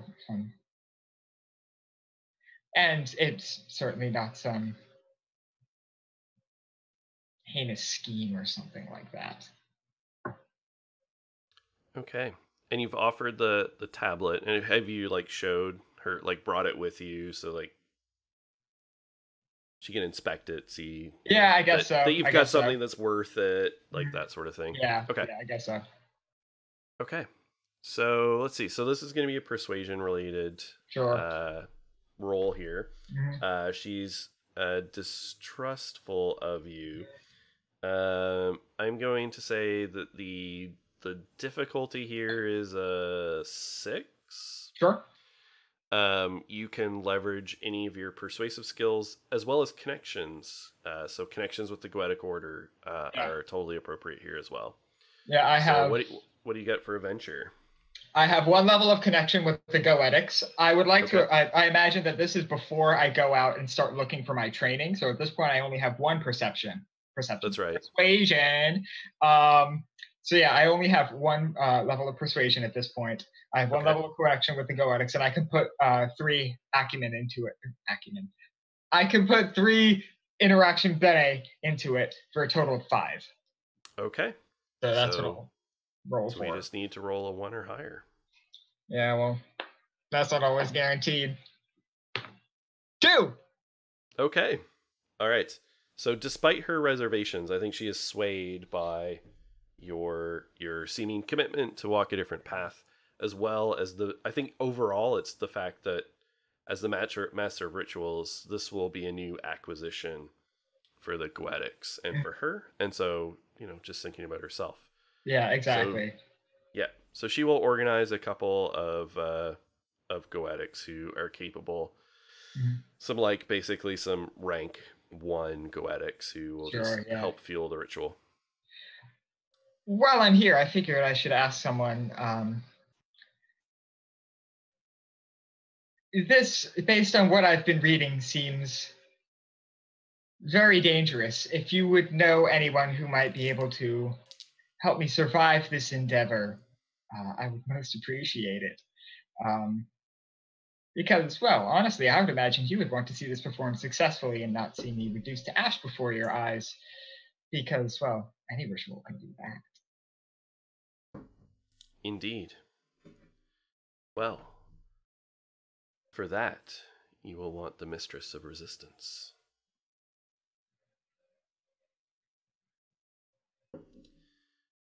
Her name is Early. You can seek her out. Will do. And, one more thing. To acquire this, I had to take a very long and dangerous trip into the Red, and I seem to have lost my pin. Is there a place I could go to get a replacement? Yeah, yes, of course. And you're directed somewhere to, Sure, yeah. Yeah, purchase it. Sure. Yeah. So I guess that's the first step. Second step, we handled all of that. Oh, God. Yeah. Do you want to just give people the basic summary of that, or do you want me to? Or I'd like to get all of the gory details in when we actually get to dealing with these people. But suffice to say, Emma got duped twice by some brutal fucking sooth card pulls.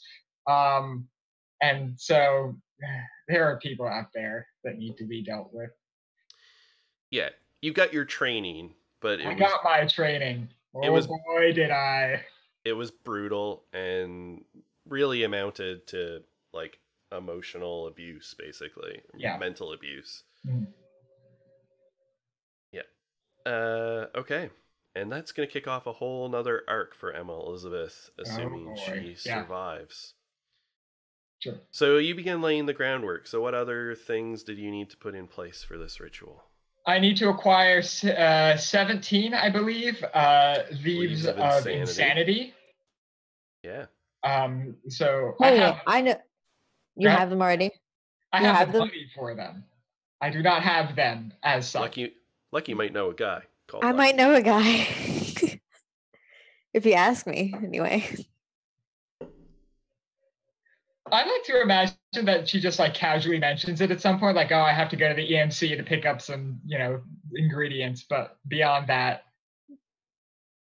I imagine she would casually mention it at some point to the group. Yeah, well, perfect. I can do that really easily. You can? Really easily. Yeah. As a matter of fact, I can. That's the thing you do? Deal in emotions? That's not what I said. I just said that I can get it. Okay, sure. So you know somebody who deals in emotions. Yeah, I do. And I imagine that Poppy sitting there reading just pipes up and says, Lucky, stop the shit. Emma Elizabeth, Lucky's getting into emotion leaf smuggling. He knows a guy who's his friend, who was actually his employer. Okay, well, Lucky, no offense. Employee, rather. Last time... Lucky always has to dance around. Lucky, look, is this going to be a problem for me? Because I can pay for regular emotion leaves. These are But when I say regular emotion leaves, I mean like through regular channels that will not get me arrested. Well, I mean, How are you- arguably, going out and getting these legal channels could get you arrested regardless. So honestly, smuggling might be the best option here. And then she just goes back to her book. She's just been reading.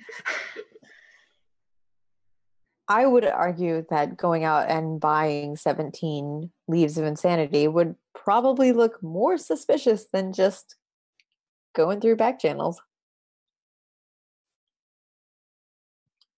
Fine. Poppy what's the goes, price? also, it'll save you some orbs, too. Yeah. Oh, I don't Sure. care about that. Oh, What's the okay. price, Lucky? Great. I don't Right, I remember how much forgot. I'm supposed to. I don't know. I I know don't remember it's how I'm supposed to charge. they're generally 25 per, and I think the total on this one is 325, if I'm correct. 425. 425. Okay. Well, 425 is the standard price. Yeah.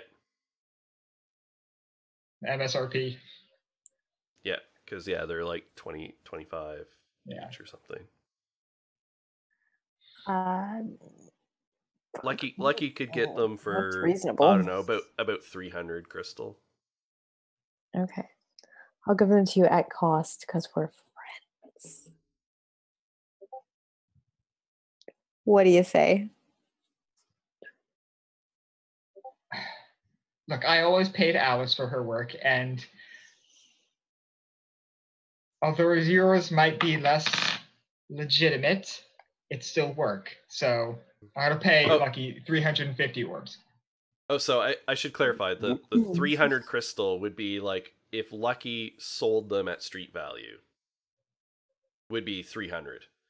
Okay. Lucky's like cost to just purchase them is like probably 250 or something. Okay, sure. I want to make okay. sure Lucky turns a profit on Yeah. this. I guess So is if you what- pay 300, it's like it's a normal profit deal. for Okay, Lucky. then I will pay Lucky 300 orbs. Okay. Okay. Not an orb more. That makes that means I gotta go out and get them though. Well, Or if just it's a, get your if it's a- people. Yeah, that's true. if it is a problem, I can. It's go. not a fucking problem. I think I made that clear. Okay, I just wanted to make sure. Header's like looking back and forth between them, like, what? What is happening? So Lucky, why don't we just roll like your connections and whatever Yeah. other skills you have? Just like we just want to see like Sure. you got it in stock. Like Oh yeah, fuck! I dropped my dice. Well, I'll get another one. Sorry, I'm looking for a D10. Here we go. There we go. Okay. we'll say the challenge here it's like a 3. Okay. Well, I have level 2 with Nikolai, Okay.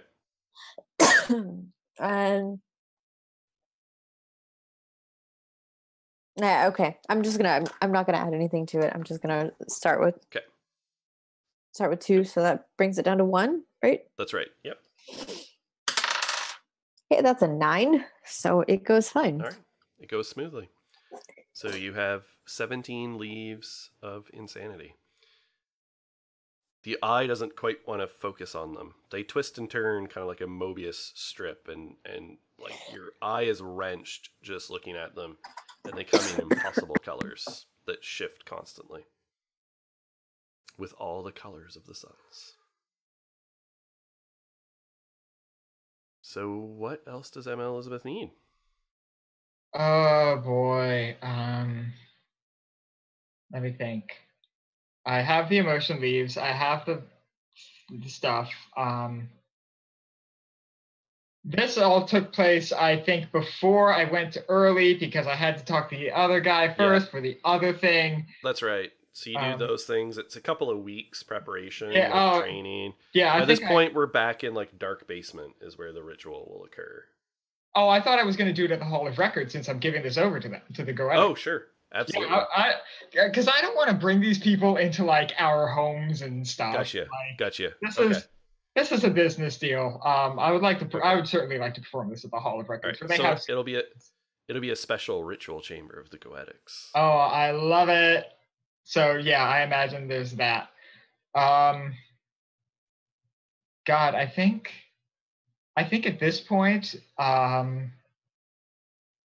so Emma spends her 2 weeks with. No, it's a month because I took 2 levels in resist. So Emma spends a month with Early. She speaks to Capella, and then that would pretty much bring us up to the ritual. To my knowledge, there's nothing left to accomplish as far as gathering materials and or other preparation. I guess the only other thing is if I could use a carnation incantation to attempt to get something to help me out with this. That's the last thing I could do. I'd like to do that on the morning of the ritual, I suppose, and let it be fresh. That's right. Okay. Let us see. So yes, and the easiest is, and because it was the first incantation with resist that I came to in the search, is when you use your carnation, so you put out a call, it's like The Secret, you put out a call into the universe that you want an incantation to help you with resist, and you receive Cry Independence and Set Flames. All right.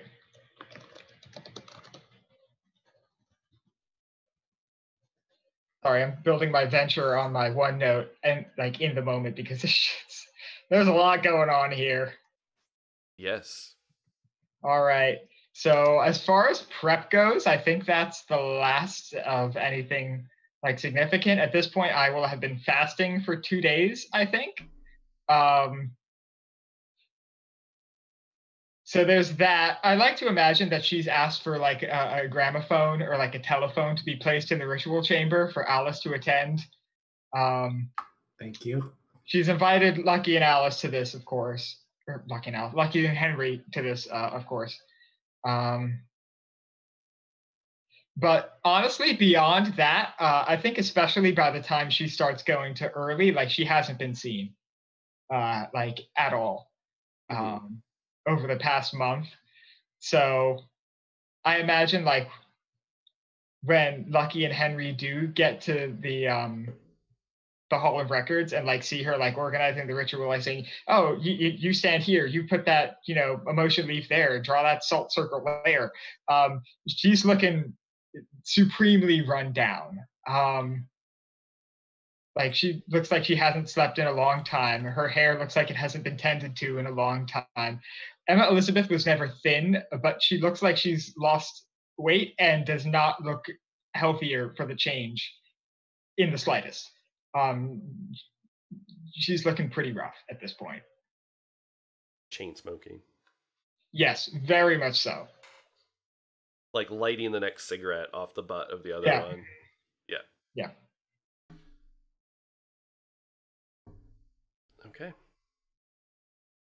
So yes, so you've been fasting for 2 days, and then sort of set this up to get it started, and so you begin your meditation portion. So after you spend your initial sorcery, and then have recharge as you're meditating, and you are focused, you have the tablet in front of you, and it's glowing and swirling with all of the colors as you focus. And it's like they constantly shift in this kaleidoscope, filling your vision more and more. As for 10 hours, you focus on nothing but madness and chaos of this tablet. Yeah. And the other individuals, after 4 hours, or after the 10-hour meditation, begin the 6-hour performance in which you were a part.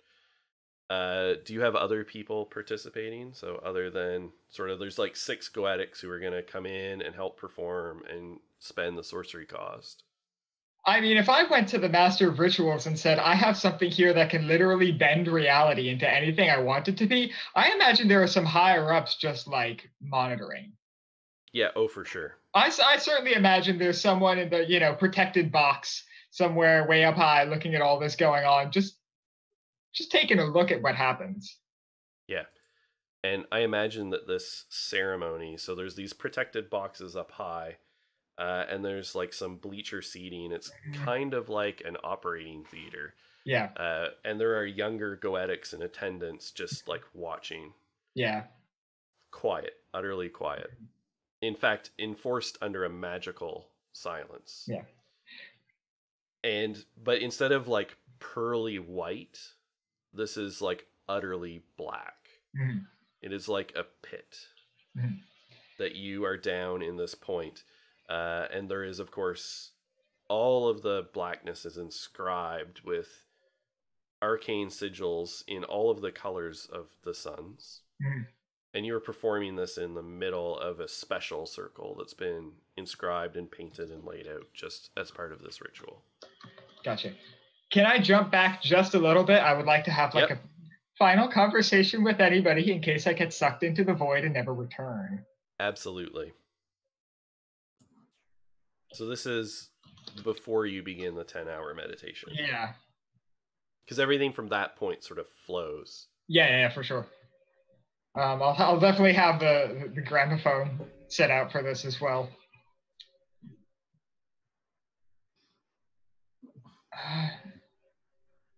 I guess this is it, everybody.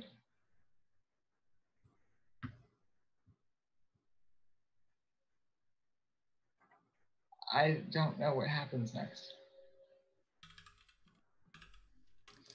Nothing happens next. You succeed and it's done. If anyone could do this, it would be you, Emma. You've put so much time and energy and effort into doing this that there's no way that you lose this, right? We'll be here to go get a very lovely lunch somewhere of your choosing once this is all done. You're a very powerful person. I've seen it before. I think that power will continue on. Thanks, Alice. Of course.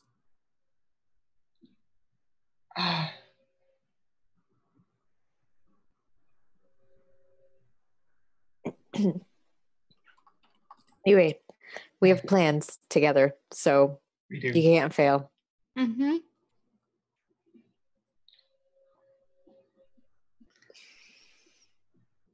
You'll all be there, right? Yeah, we'll be right here. Whenever you need any help from us, just let us know. Mm-hmm. We can offer our strength.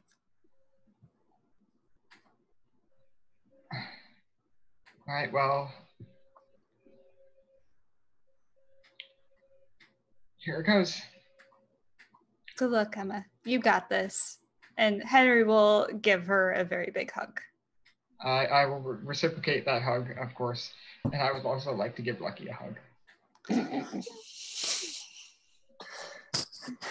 It's definitely very stiff and awkward at first, but you know, it's fine. It's all right. Okay. Yeah. And I will walk up to the gramophone and just like pat pat. Alice will apparate enough that it's sort of like a hand. Yeah. It sort of has like pages there. Mhm. It's not physical, but she'll hold her hand up.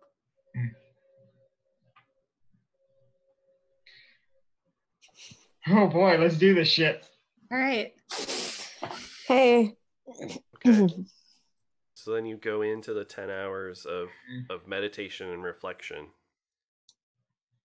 And the 6 hours of performance, which is a non-stop, like a new Goetic every hour comes in and begins weaving a spell and pouring almost all of their sorcery into it. You can see them sagging with exhaustion as they leave after sort of every hour that goes by. And so the performance is just a constant spell casting. You've never seen anyone work a spell for an hour straight. Usually it's an instant. but this is just a constant working. Mm. And they're doing it, each of the individuals traversing the room, following the patterns laid down in the circle that is inscribed. And as they're working this spell, the lines, which were just painted out in chalk, begin to glow as they go through each of the suns, connecting and traversing a path and weaving that path in an intricate spiral pattern towards the center, which is where Emma Elizabeth is in the center of the circle, cross-legged, chanting, contributing to this spell that you sort of initiated and going, until near the end, you were just surrounded by this multi-hued, intricate, knotted lines that are glowing and humming with every tune. You can hear each frequency vibrating of the different suns, all of the different paths being woven and connected in towards you as this multicolored light starts glowing underneath you.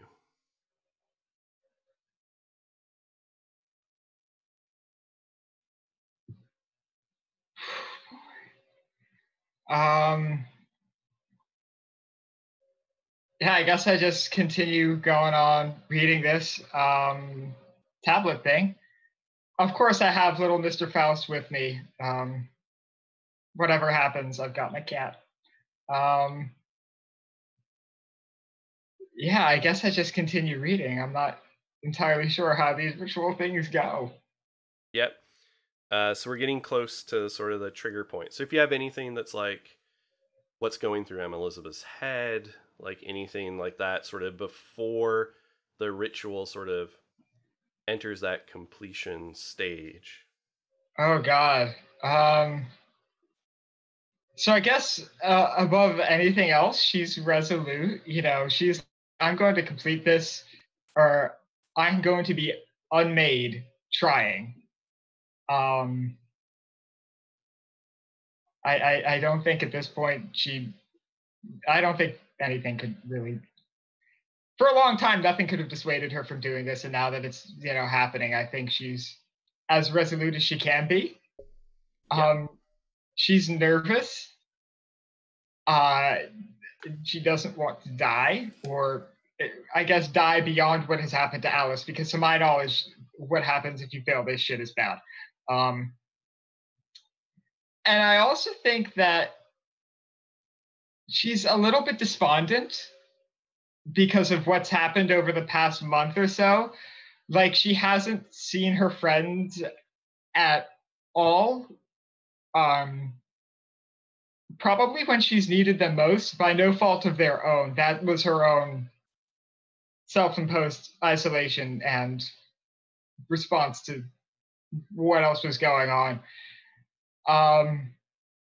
She's scared because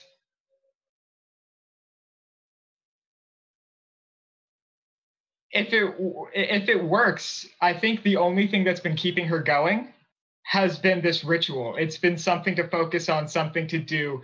And afterwards, there's not a whole lot left. It's like, what is there to focus on? What is there to do except for wallow in the abuse that she's been dealing with? So I think that just like in the back of her mind, there is a little bit of despondence. Okay. And so there's a moment when everyone will know that the ritual completes. And I'll tell you, if there's anything you're doing to help Emma Elizabeth, you have exactly that one action to do it. Because while Emma Elizabeth will mechanically be making a series of rolls here, they're not separate actions. So they all occur like simultaneously at the same time. So Emma Elizabeth will be building multiple ventures, but it's under the constraints of one action. So this is the speak now or forever hold your peace moment. Well, I'm trying to decide if I want to be mechanically helpful and give a +1 on one of your rolls, or just like narratively helpful and keep Emma Elizabeth like calm and feel more safe. I'm gonna go with the +1. I think. Don't let me die.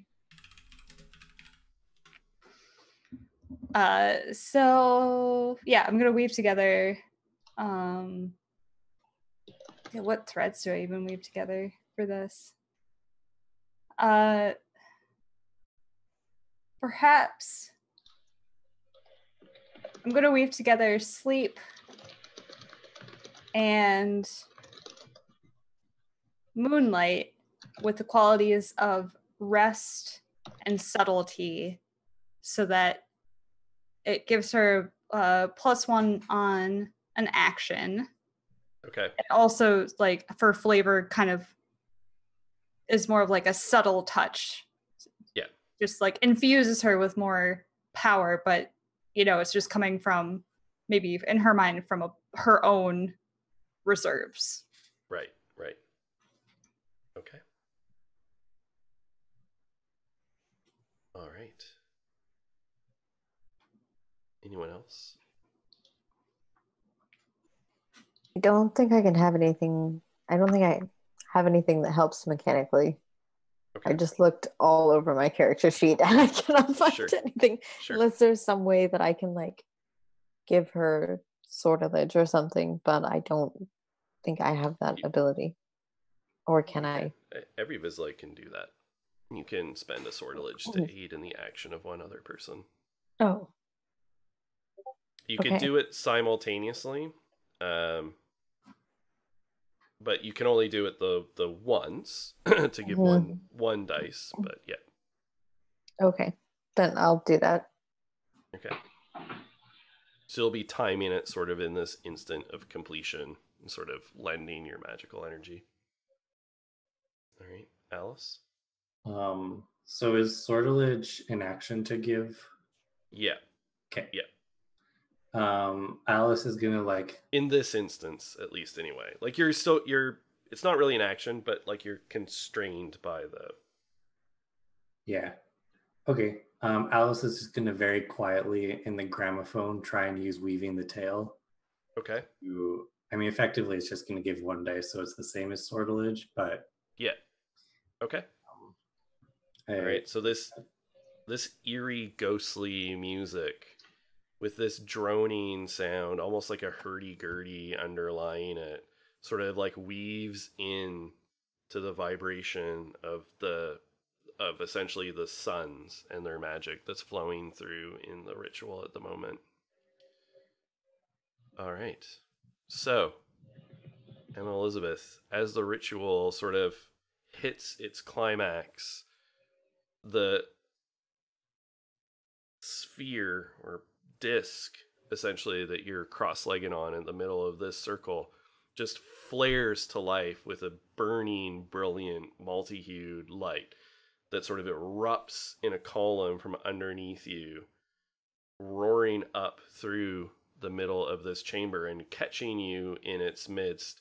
You're raised up off the ground and sort of, instantly, like your limbs sort of pulled out to the 4 points and you're rotating in this column of multicolored light. It doesn't hurt, at least physically, although it rips through your soul and brain, and you immediately take 1 anguish. All right. Which will put a scourge in all of your qualia. So I have 2 scourge in my qualia now.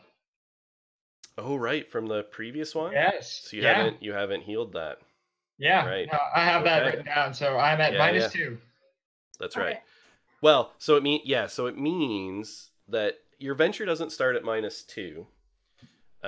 It starts at 0, but you effectively have to spend your first 2 bene don't do anything. You have to spend those, so it's not until you spend the 3rd that you spend anything. I don't mean to add insult to injury, but should we play a sooth card? We should. That's a great idea. Yeah. No, we absolutely should.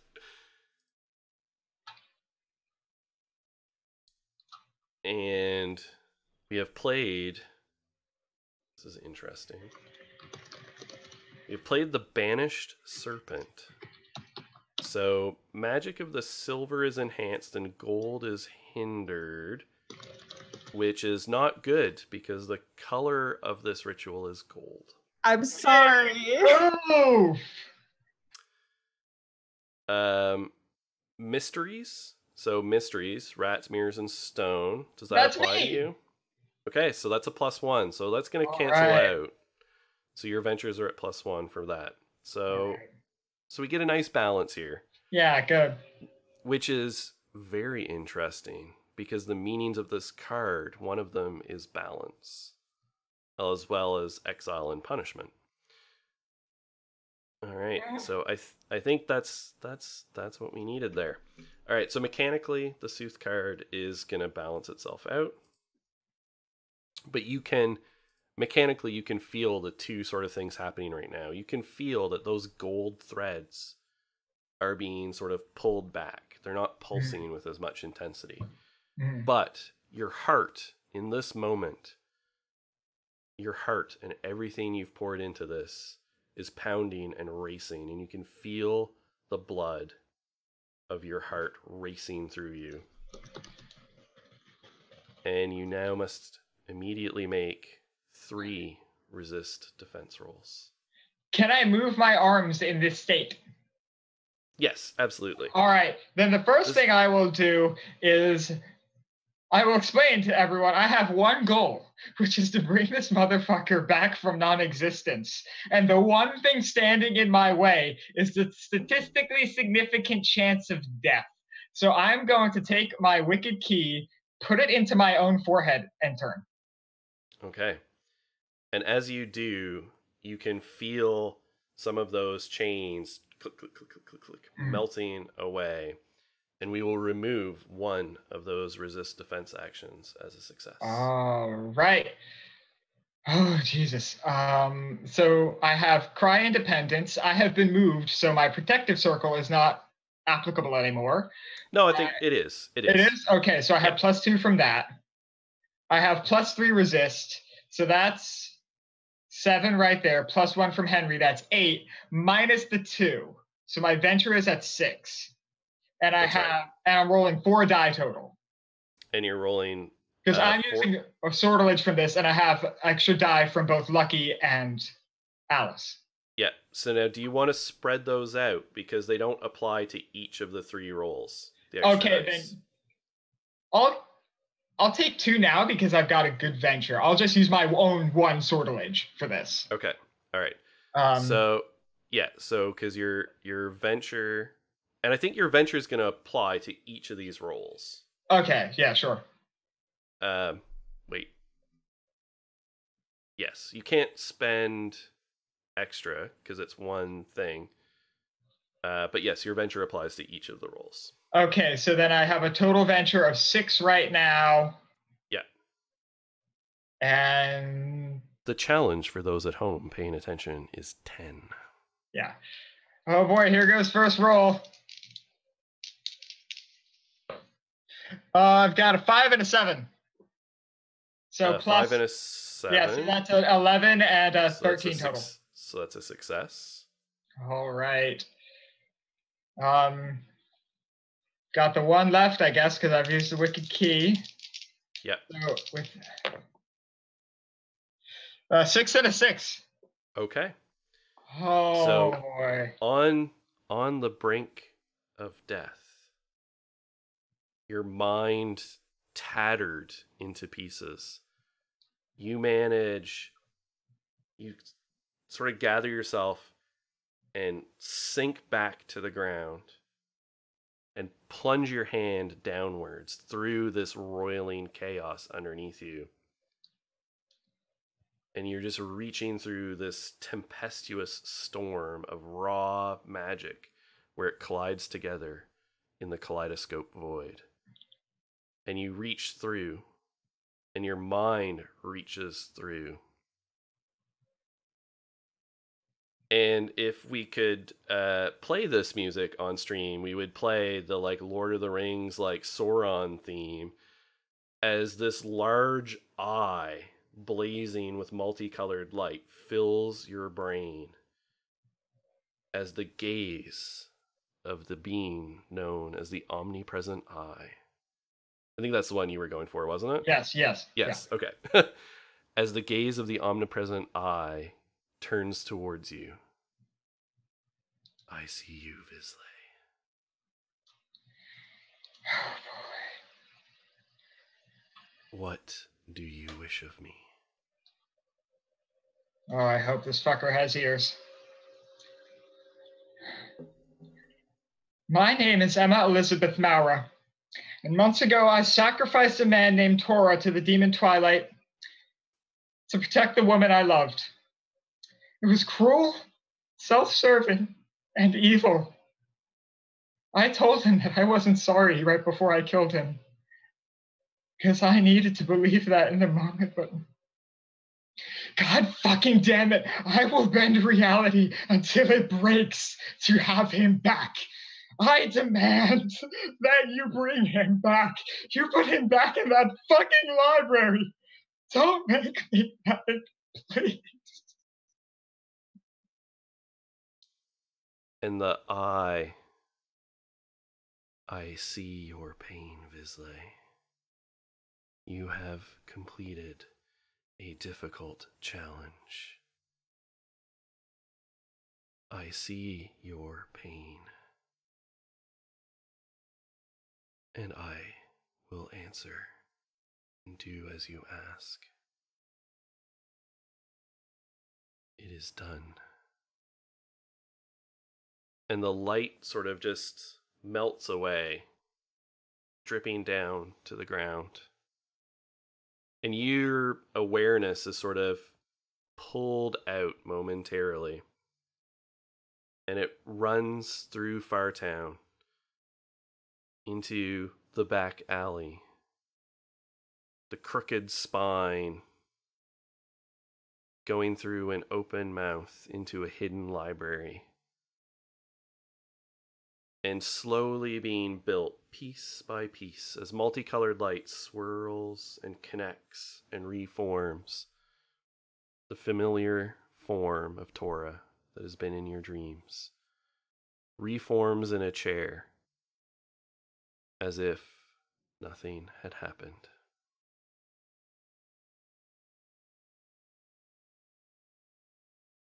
And for everyone else, just the light dies down. Everything fades out. All of the magic circles erase. And that, everyone, is where we end Season 1 of As the Suns Burn.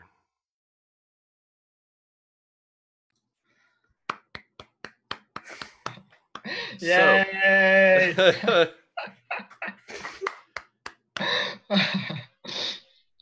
we will be back, of course, momentarily. We're gonna take 10, maybe 15. We're gonna collect ourselves. We're gonna use the bio facilities and collect ourselves, and then we're gonna come back for burning questions. So this is the burning questions for Season 1 of As the Suns Burn. So if you are a moderator, community member who's a moderator in our chat, you'll be able to attend. If you're a subscriber, you will be able to attend, because this will be subscriber only. Reminder, if you're not a subscriber or a moderator in our chat, this is September. Subscriptions are half off. So there is literally not a better time to sub now. Rejoin us when we go sub only. Ask your questions as we pour our hearts out, and some people get drunk, and talk about where our characters are at, and maybe some hints and teasers for Season 2. So we'll be back, folks. Thank you for watching, and we love you all. All right, see you in a few, folks.